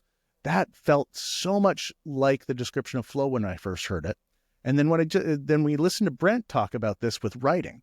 That experience of losing yourself in the character and just the pages come flowing out like that. I aptly named. You got to give him that. He really named that. Yeah, he named it well, I think. Yeah, it's a very attractive concept for a variety of reasons. And this isn't always the case. Sometimes in research, we find something very interesting and we give it an absolutely stupid name. It's happened more than once, and sometimes multiple dumb names too. But anyways, keep going. I'm kind of curious which one you're thinking about. Yeah. So I've got a lot of examples of this. Like, this would be a long list, but there's this fascinating reality. When we imagine how biological systems work, for example, we're like, there's a series of steps, 1, 2, 3, 4, and then something happens. 1, 2, 3, 4, you make a protein, or 1, 2, 3, 4, and then you solve a math problem or whatever. Or 1, 2, 3, 4, series of steps, you get a disorder. Not at all how systems tend to work, actually. There tends to be thousands of ways of achieving the same result. And that's what makes them so hard to study. So this idea of multiple ways of achieving the same outcome, or multiple processes leading to the same, similar result or whatever, was named originally degeneracy. Like Ellen degeneracy? A little like that, yeah. See, even that would have been better. But that's one of the ways in which it was used, if I'm not mistaken, and not a very good name for a very interesting and important to understand thing. So yeah, no stranger to bad names. Flow is better named. It is. Flow is better. Although had they named it Ellen degeneracy, I think that would have been quite a good one. Well, it depends. Isn't there certain time periods it would have been a good name, and then other time periods it would have been, a more complicated name, I guess. Well, I mean, they went with the Jennifer Aniston. Yeah, they did. They had a Jennifer Aniston study, Halle Berry study, where they looked at, this is just arcane, bizarre trivia. Yeah, but it's true. So what I just described, I'm just curious, like, does that sound like what flow is? Am I describing flow? It sounds very much like flow as I understand it. And actually, your comment on that you as a performer experienced it, I think this idea of flow was developed by, speaking to high-level performers about what it's like to do the work they do. I think there were some interviews, and they looked at phenomenological aspects, if I'm remembering correctly. There's the whole book on this or whatever.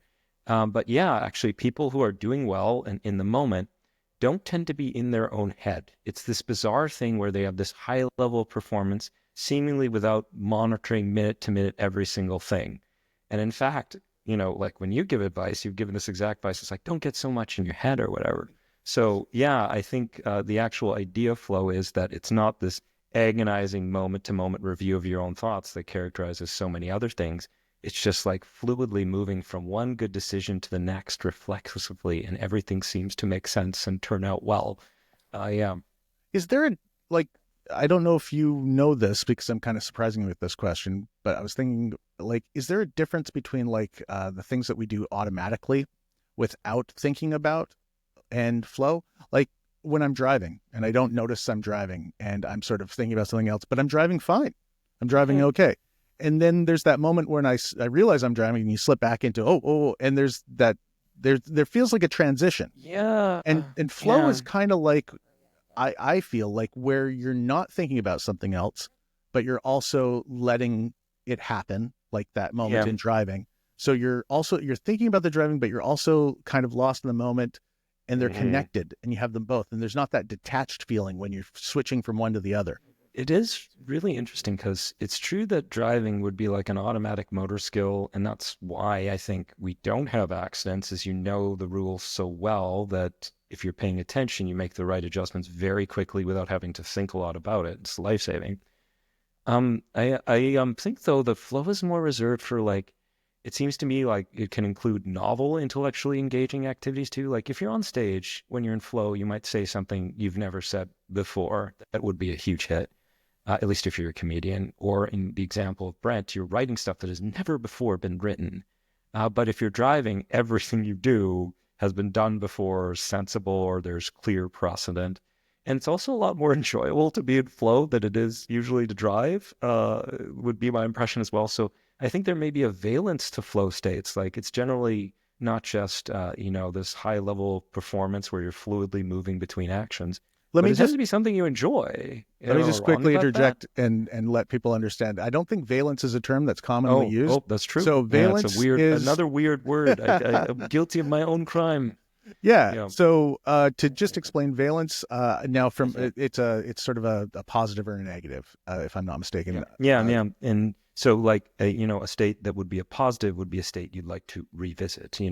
So being happy would be positive valence and so on.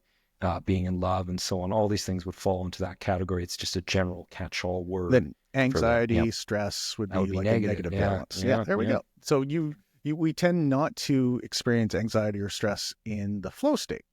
However, now awe is something that's quite, I know I'm throwing awe in there, but awe is actually another sort of phenomenological experience, somewhat like that, where you lose a sense of self because you're overwhelmed by some sort of scaling idea of the sense of self lost in the vastness. Now, people have described that as seeing a beautiful sunset or an amazing piece of art, or astronauts. I thought this one was quite interesting. When they first saw the Earth, they lost a sense of their the importance of their self against the measurement of the Earth in their view.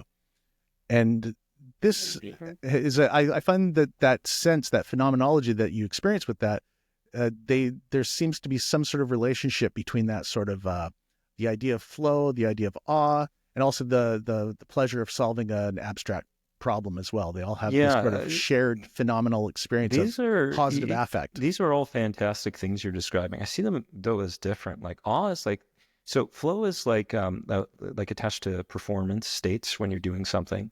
Awe is like attached to viewing something external to you, like a beautiful sunset, for example. It's not something you thought of. It's something you're seeing. It's very arresting. It's very powerful. And I agree with you. Some of the same aspects are similar, but you get there via a different route. So you can be flow, when you're writing at home, but awe requires you taking in something sensory, usually, I would say. I think one of my motivations for bringing this up is that I know I've been on stage in a state of flow. And the audience members watching me are in a state of awe. Oh, that's a good way of putting it. You laid a trap for me very carefully. It's like basically this was a long way of telling me that people are in awe of you. No, it's never happened. It's never happened. I don't dispute that. No, you don't think it has? No, well, I don't think you've ever blown. Like this is the interesting thing. I think when people are imagining what like fame would be like, you always imagine like that people will react to you in that way.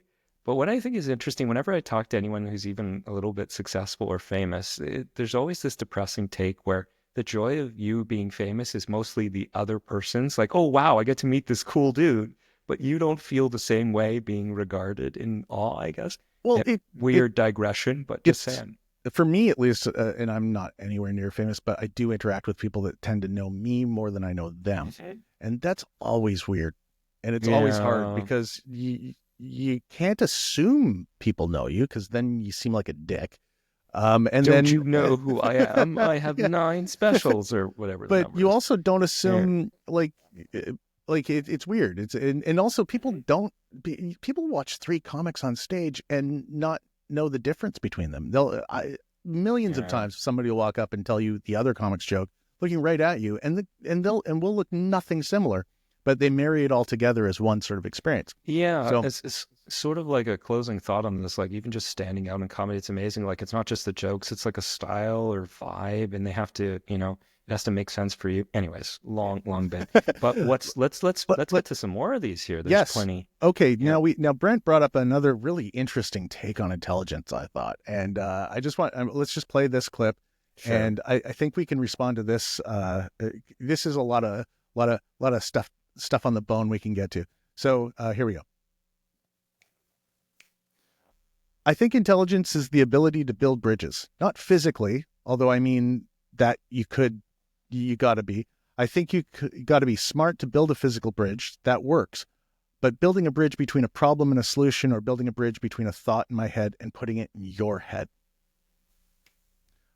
Okay, that's neat. That's because the way I kind of hear that in my head is it's sort of like this interweaving of different micro skills, micro abilities, micro processes come together. I'm blocking the mic. Come together as what we kind of perceive. He's saying intelligence is, and in a way that feels right from what I've learned in different classes, that intelligence isn't just one thing per se. Yeah, this is the problem. Like the word is used so often, it's like it almost has no meaning because it's used in so many cases. So it's like calling someone a good person. Like, what do you mean? Are they honest? Are they loyal? Are they funny? Are they whatever? Intelligence, similarly, is just, it seems to be capturing a lot of things. Like you're good at school, you're good at your job, you're good with finances, you're a good driver. What is interesting about Brett's take there is a couple of things, like you said.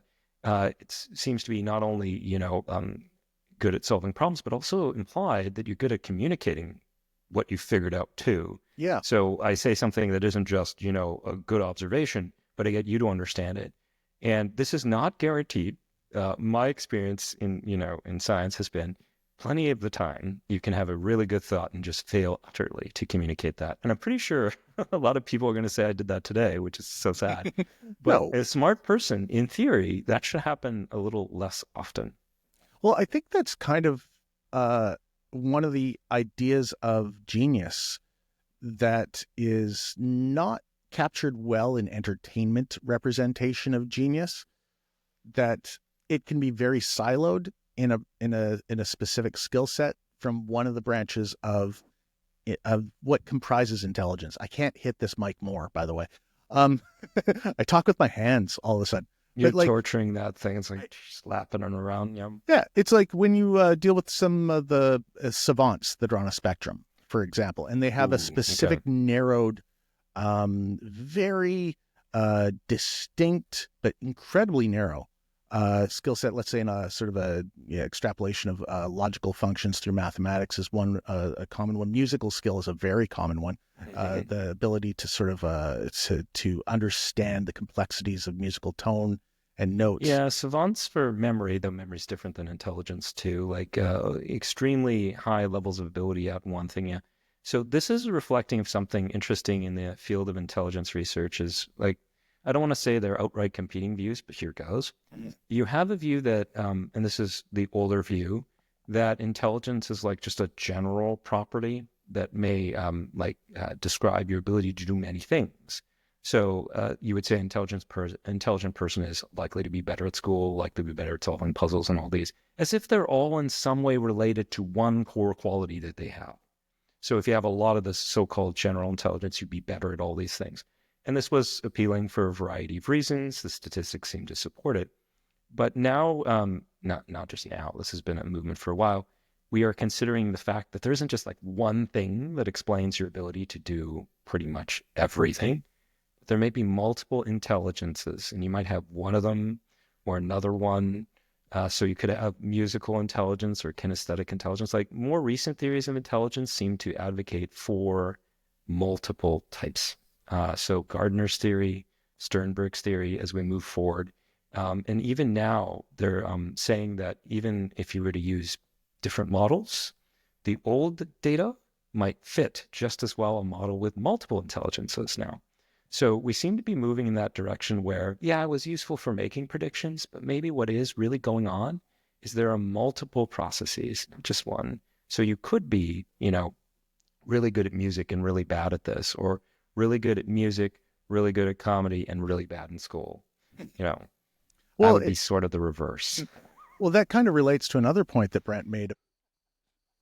I never remember if it was Mark Twain and Will Rogers. I think it was one of the two of them that said how smart you are depends on what 2 square feet of dirt you're standing on.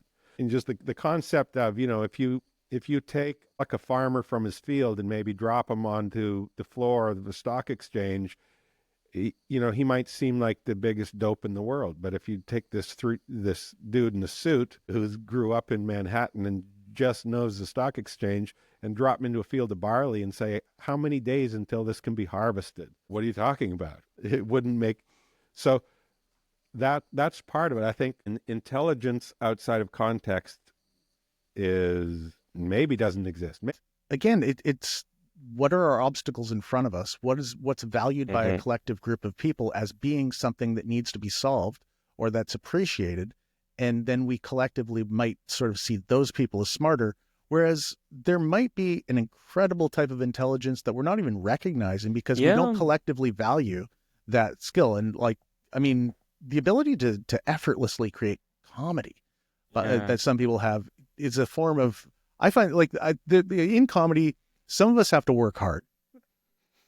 Some of us don't. And are there lazy comedians? It's not lazy. It's not lazy. But there's every once in a while you come across somebody and what we call it in the industry, or at least amongst my friends, is funny bones. Like that person has funny bones. Like it's in them.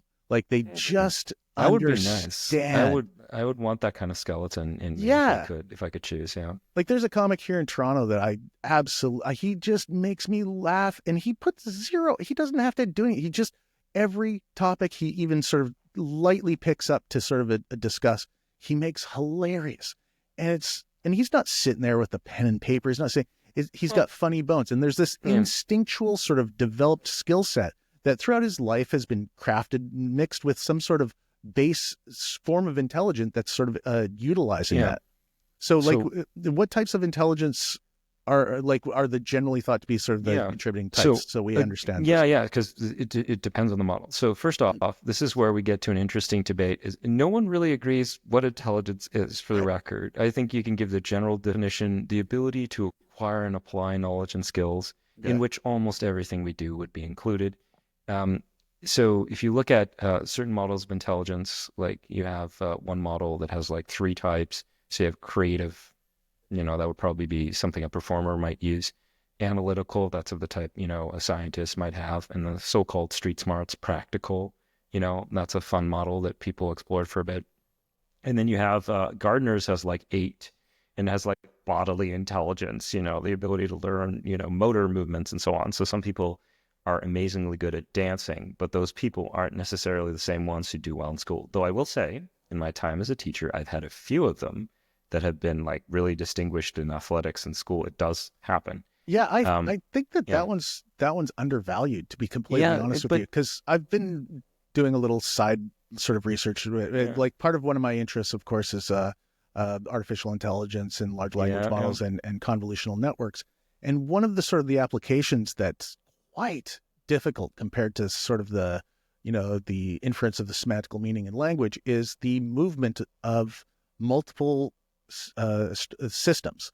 So making a robot move around other moving objects. Like you've seen the videos where they move around. Yeah, they try and annoy the robot with a stick or whatever. What I'm doing. This thing can, and it gets up and it walks. But making robots like do flips and do all these things that seem very agile, that's one thing. But what's really, really hard is having them naturally move amongst, let's say, a crowd of people. And that's incredibly difficult. That's interesting. I would not have known that. And it's like, Yeah. and is that something we want robots to do, to merge with the crowd Well, seamlessly? we 'Cause the definitely next want the step is robot they're going to be cars. like, killing machines is what comes after that. I've seen Terminator. I know how this ends, and Terminator 2, and unfortunately a few of the sequels. But I was going to say, to get back to your original thought and Brent's comment, because I want to make sure to address this. Oh, right. I think that comment is actually saying a lot more too, because in a sense, he's acknowledging that not only are different things valued in different parts of the world, totally agree with you there, but he's also commenting on the value of experience in a domain as to imperial intelligence. So just to address each of those, the first point, when we're talking about things that are valued, like people who are naturally good at programming, if you put them, 800 years ago, would never have been noticed. People who are, really artistically inclined might never have been noticed, and so on, without a way to have seen them be great. Mm-hmm. So we might not have been good at assessing their particular brilliance. I agree with you that what's valued has changed. And actually, I'm aware, this is a book that hasn't been released yet. I'm told it's coming, but they were looking at how the idea of genius changes over the years. So it starts with, oh, it's poets, and now we've moved on, oh, it's tech entrepreneurs. And that reflects our view as to what a smart person is in each era. But to the second point, if you are going to take a different definition of intelligence, it's just someone who's good at solving problems or acquiring skills or whatever, and you see someone who already has acquired skills or already, seems to know how to solve problems, they'll be a genius to you. Like if you go, to a farmer, even if they've never completed school and you need to farm, they are the single smartest person in the world to you. And that is an invaluable skill that, obviously feeds, literally billions. So yeah, there's an experience element too. So if you define it as the output, like they're good at it, the experience matters a lot. But the sticky part, the ugly part of intelligence is people believe it's an innate thing that will allow you to, do everything more easily, like live the same life, but with less experience. Be like a funny bones person who never tries, does an amazing comic and so on. So that's where we get into an issue. Well, you bring up something interesting. You can't let that sort of idea of innate ability or maybe a preference to some sort of things hold you back, because even with that last example you made, I know a lot of comics that have funny bones, but the best comics I've ever seen didn't. Oh, you think so? Wow. Okay. I doubt you'll be able to answer this, but who are you thinking of here? I'm now wondering. Oh my God. Well, there's a lot of comics, and you see that over a lifetime, the development, the skill, it comes to a quickening point. There's always these interesting moments where comics break through, and it looks like this idea, and it kind of is like Piaget's sort of levels of development in children too, or Erickson's, depending for on those of you who out there who haven't taken a cognitive psychology course, when you level up in a role-playing game, it's a very similar idea. Well, exactly. And part of the idea of what those levels are is this culmination that makes a paradigm shift in the way they sort of view or engage in the world through developing a skill level set, so that everything after that point is better. And you can't actually go back down a skill level because of it's completely shifted your sort of level. Comics are the same in that essence, is that with a certain body of work, a certain experience, like what you're talking about. So if you have funny bones and no experience, you're just a funny person. You're not a funny comedian. And that's the funny thing I've always liked about how people describe comics is the difference between a funny person and a comedian is 9 p.m. A comic has to be funny at 9. I am not funny at 9 or 7 or 8, but I like to be consistent, so you can give me that. I was going to say though that like you look at the best, I think, in any profession. Yeah, sure, they might have innate ability. I don't think there's a single one of them that doesn't work hard. That should not be lost. You can acknowledge innate ability without, I think, disregarding the profound amount of work and passion they have. But hard work can look differently. Hard work can be fun work. Yeah, and I always think about the Beatles and what Malcolm Gladwell always sort of coined as the 10,000 hour sort of thing. We're going to get into Gladwell. Them's fighting words. No, that's rehearsal. That's challenge rehearsal that they or effortful rehearsal, which is a common sort of idea that rehearsal is one thing, but also effort for rehearsal, like having pushback. And I always think about that too with sort of intellectualism too, that as we get older, we don't want to sort of have anybody push back, so we don't make the same leaps and bounds because our ego is frail. Yeah, it's so hard because I think this is a weird digression, but here goes. I think if you get too successful or too high on yourself, you'll stop doing the things that led to your ascendance, if you will. So, you started out taking feedback, taking criticism, making changes. And if you're like, now I'm great, I never have to do that again, you're sort of frozen there. But yeah, I was going to say about the innate intelligence thing, the reason why this is an issue is it leads to an innate, like if people who believe in innate value of intelligence and intelligence being as fetishized as it is, it leads them to rate people, which I think is terrible, like as good or bad on the basis of that. Yeah. So there was a fear that that's the next thing that would come, because historically, I'm very sad to say that was the case. That happened. It was horrific. So we have this idea of innate intelligence. We have to be very careful with it as to where we go, because in the past, the steps that people took afterwards were not good ones. Yeah, some of the pioneers in the field of quantifying and describing and sort of studying intelligence took some terrible routes. But you have to disassociate the modern study of that from that, because one of the things that we are now is conscious of that absolute foolishness and cruelty that they sort of implemented. And we are also, the view of intelligence itself is so much more complex and so broader, like you just described, like fluid intelligence, crystallized intelligence, the functionalities of it, memory. Yeah, we didn't even mention those two earlier. We've got so many, and there's more we're not mentioning. Well, I think this is a good jumping off point, and I think that we've addressed some really interesting ideas where comedy and intelligence intersect. Now, I think the last thing I should ask is, do you think comics are smart? Yeah. Well, now I feel pressure because I know. To be honest with you, I'm just putting you on the spot. You don't have to answer that because I would. My impression is, I have found that most of the funny people I know are also smart in some domain. Very often, many of them.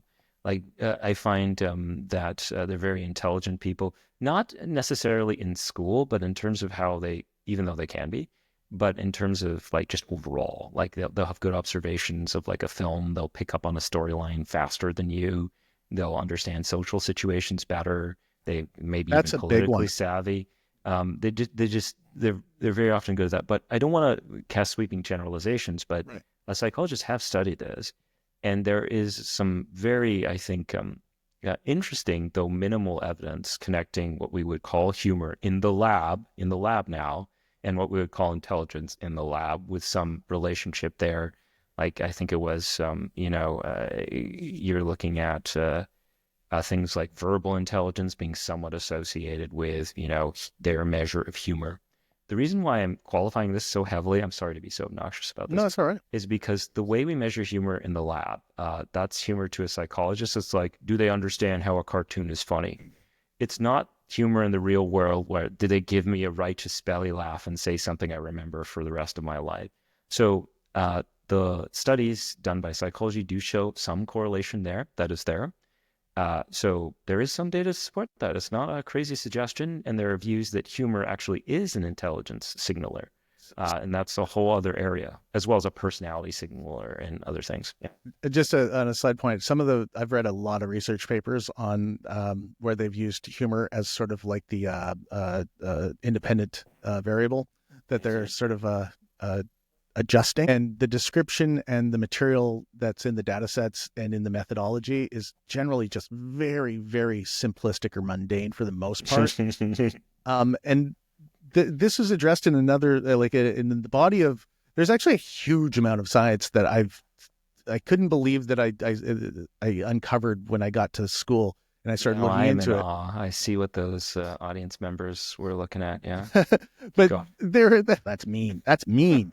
For a guy that doesn't like meat, okay. I know. So, but I always thought it was interesting because I only came across one study where there's this point in the discussion. So when you read a research paper, there's the methodology, there's the introduction, there's the results, and then they have this end of the bit that's called the discussion, where they discuss, what happened. And there was this insightful sort of thing going. We can't really tell if these people truly enjoyed these these jokes. Well, I suppose you can't. No, but yeah, that's exactly what I'm trying to highlight. Is in the lab, you might not be able to do humor in a real way.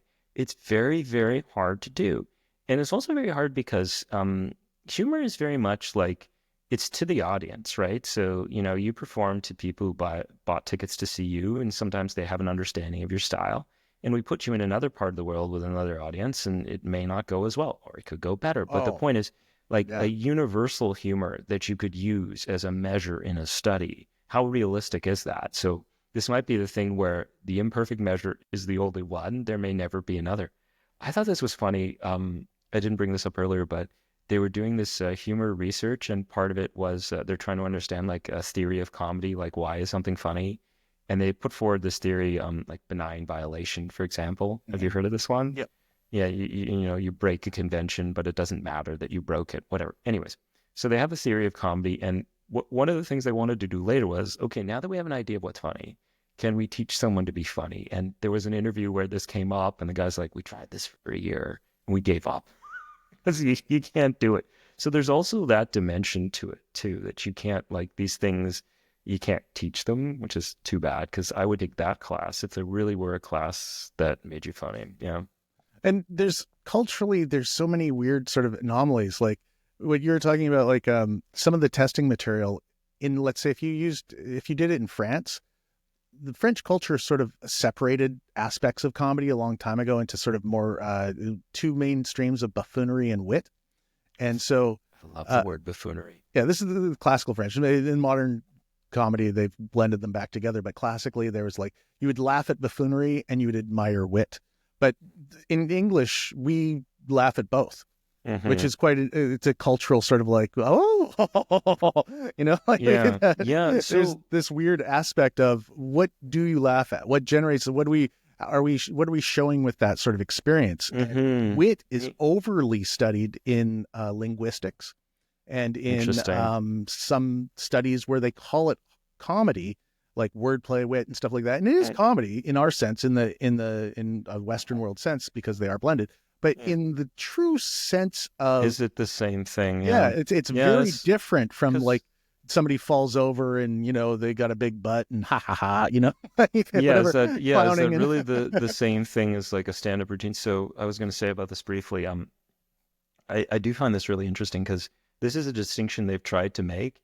Is in studying humor, when you make a joke, there are two things that might happen in the person who receives it. Like the first is laughter, which is a behavior which is easy to measure, and there might be even ways you could quantify that, like decibel volume or whatever. And there's also the emotional feeling, and that's the harder one to assess, except beyond self-report. And I think that's called mirth. So you have the laughter and the mirth. Yeah. And so you could measure the laughter a little more easily, and the mirth, you just have to take their word for it. And there are plenty of cases where you get one, but not the other. So you might get, for example, somebody who, is there at their job and their boss tells a joke that's awkward, weird, or offensive. Oh, that's very funny. So they're laughing, but they're not like experiencing that warm glow, and they're not in awe. And then you have other people who find stuff funny, like, and don't laugh at all. Like they just have the mirth, and sort of it's like this Captain Holt thing, like, that was hilarious. I had that. I did a show for Special Forces in Afghanistan once, and half the audience was normal forces, and they all laughed, and then the Special Forces all sat in the front, and they had big, long beards, and none of them laughed, and everyone afterwards, I was crying. It was so funny. Thank you so much.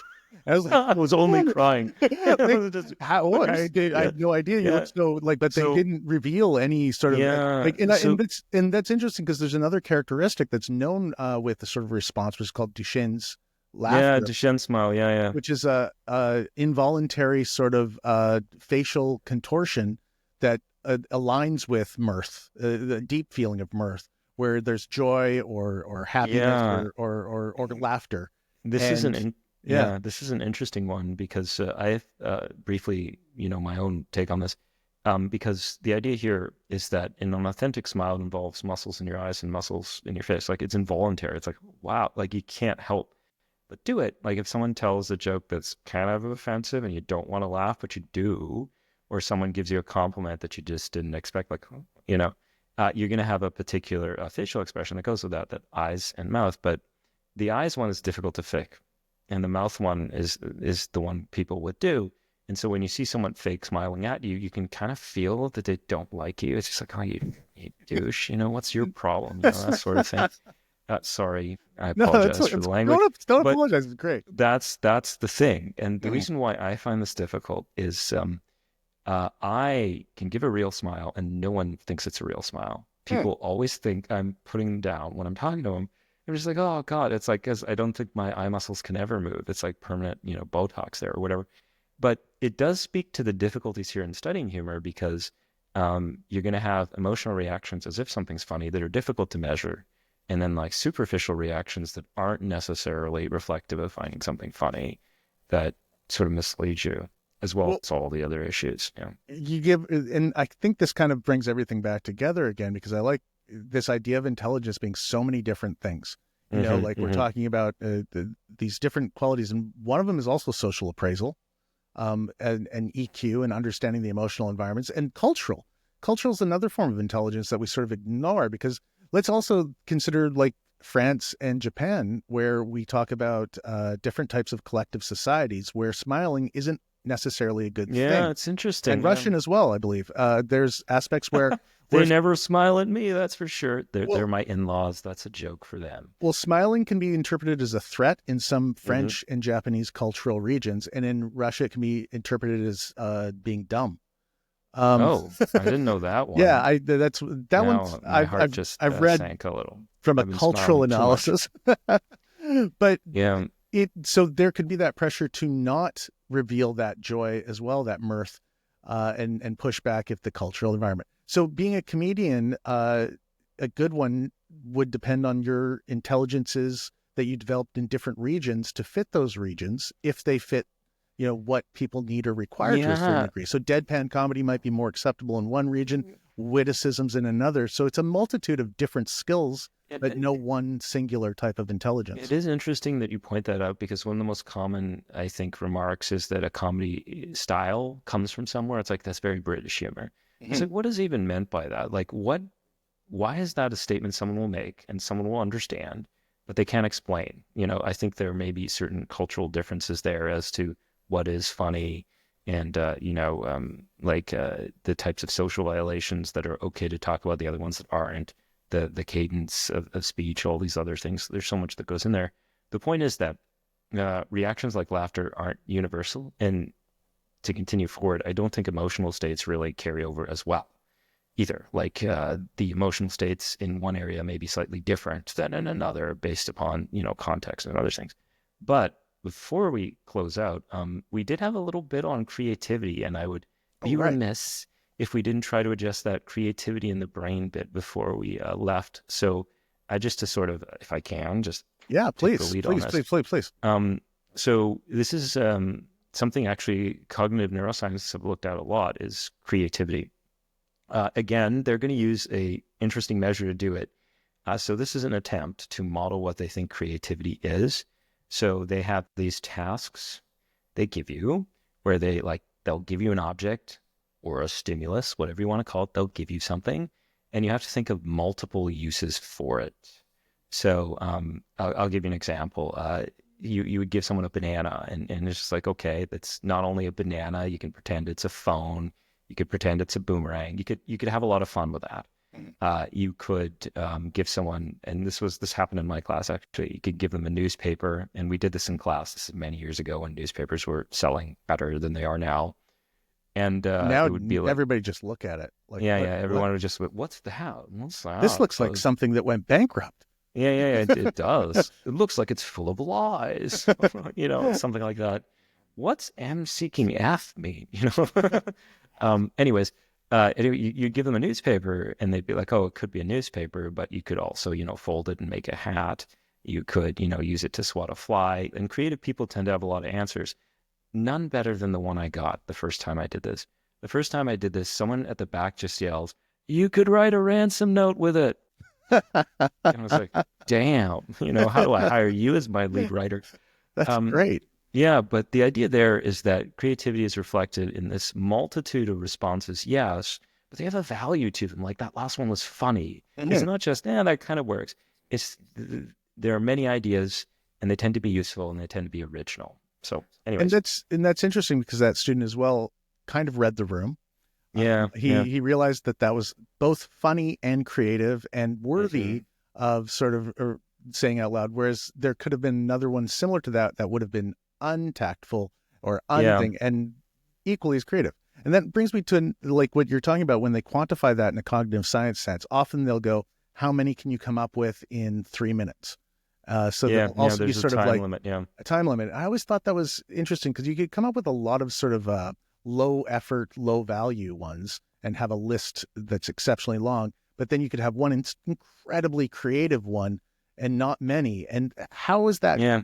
I always wondered the quantification of that sort of response was always a They're curious thing supposed for to me. consider all the scales wherein like they look at originality, fluency, and so on. So they're going to weight not just how much you suggest, but the value of the things you're suggesting. I think the originality of them is a factor. So a creative person might have, for example, 4 ideas, but they're all good. The fact someone's just like randomly spouting things like, I guess, I want to make a joke about how they probably write for Family Guy or whatever. For the record, I like that show, but randomness is a thing. So they would have a lot of options, but maybe only a few very good ones, and someone else might have a few. So you're supposed to weight these things collectively.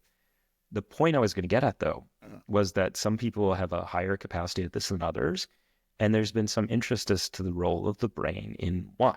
And obviously, brain, very complicated organ. I've spent my life studying it, and the more I study it, the less I understand it. It's this weird thing. But anyways, there's an argument that creativity reflects many things. Many things. I'm only going to discuss 2 right now.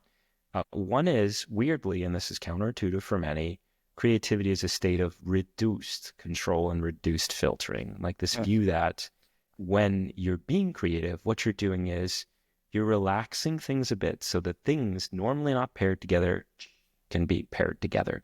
And this is something interesting about creative people. And I find they like taking risks. They like breaking rules. They don't like to be told what to do a lot of the time. And they don't want to do something that's been done before. And so if you're a little too controlled, if you're a little too regulated, it's hard to imagine coming up with something mind-blowingly creative because you'll filter out everything risky or unusual in advance.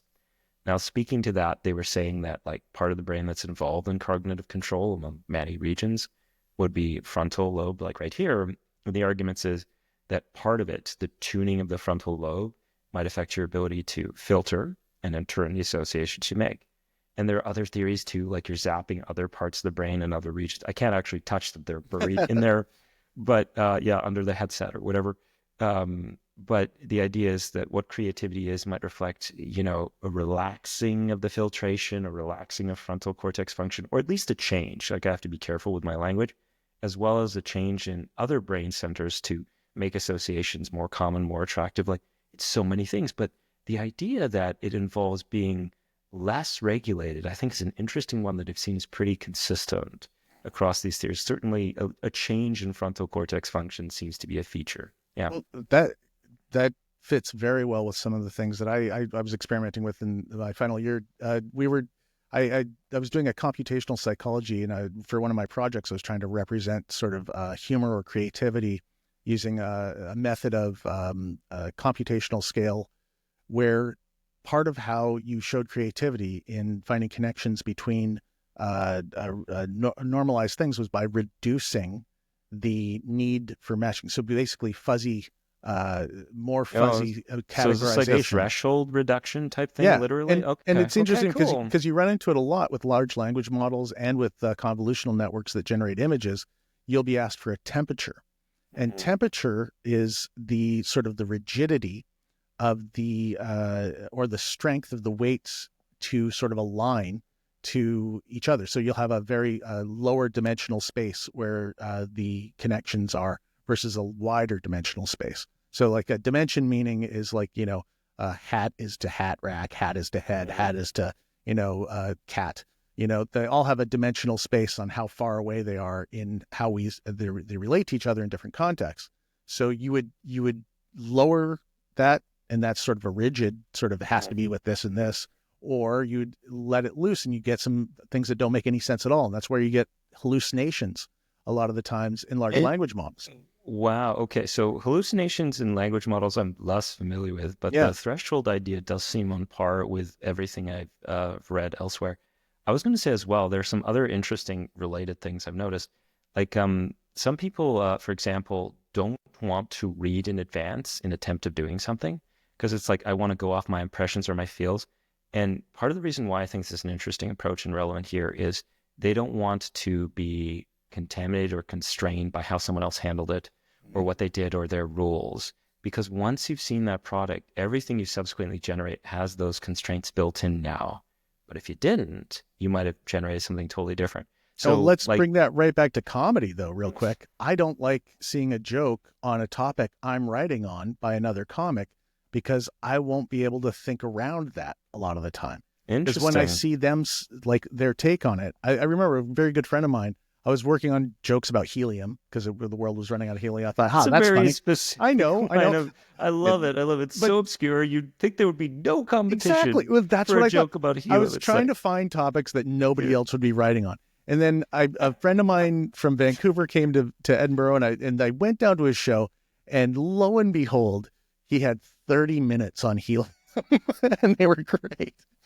And I was like, Did he actually bring helium to the act? No, that's a lot of time on helium. But he's another guy that's got funny bones, and he picked that topic apart. And I couldn't even approach. I couldn't even open my book after that because I'd seen that would crush me. Whenever it's not just that someone's, I think, doing the same thing in that case, but if they're doing it and doing well, it's like, what's the point? You know, but you want to. I couldn't see an approach to it different after seeing it. That was the thing, because you locked. Once I'd seen a connection, a solution to the problem I was looking for, that solution existed, and it was hard to break free of the solution, you know. And I think that's kind of what you're talking about there to a degree. Cognitive psychology has a way of framing this. I think they call it like design fixation. Is a very similar idea. You'll learn these uses of objects, and it's very hard to see them as anything else. And I think we see that in other forms with people like stereotyping and so on. Whenever you learn that's really tight pairing, it's hard to, relieve that constraint. But creative people do it more often, and they're especially good at it, I think. Well, I think we've talked about some just really interesting things. And one of the things I would like to do is I'm going to just put some links to some of these topics in the bottom of the description of this podcast and on the YouTube channel or wherever you've seen this. If you enjoyed this show, please click like, subscribe, follow us. We've got next week. We're going to be talking to Darcy Michael of Darcy and Jer, and there's some really interesting things about the connection between ADHD. Also, that same thing you were talking about with the rigidity in the executive function in the front. I think we can revisit in a discussion there again, maybe not in the creative sense, but in the sort of the management of ADHD and comedy. And then we've got coming up after that, we've got Des Bishop, and we're both on that one. So we don't even need this after session. So that'll be great. So this has been great. I'm Pete Johansson, the slow learner, and Dr. Paul. You didn't even pick up on that. You just looked at me dead eyed, like I'm not. No. I was like, do I get to name myself here? Yes, there you go. Of course. I'll go with Dr. Paul for now. I like Dr. Paul. I'm gonna go. Professor Whissell was with us. Oh. This has been great. Thank you so much for spending some time and exploring the idea of intelligence. And thank you to Brent, who will also put some links in the bottom, show what he's got coming up, and to his fantastic book, and look for his next one coming out because he's writing like a banshee. And this has been the Slow Learner. Thanks for joining us. Goodbye.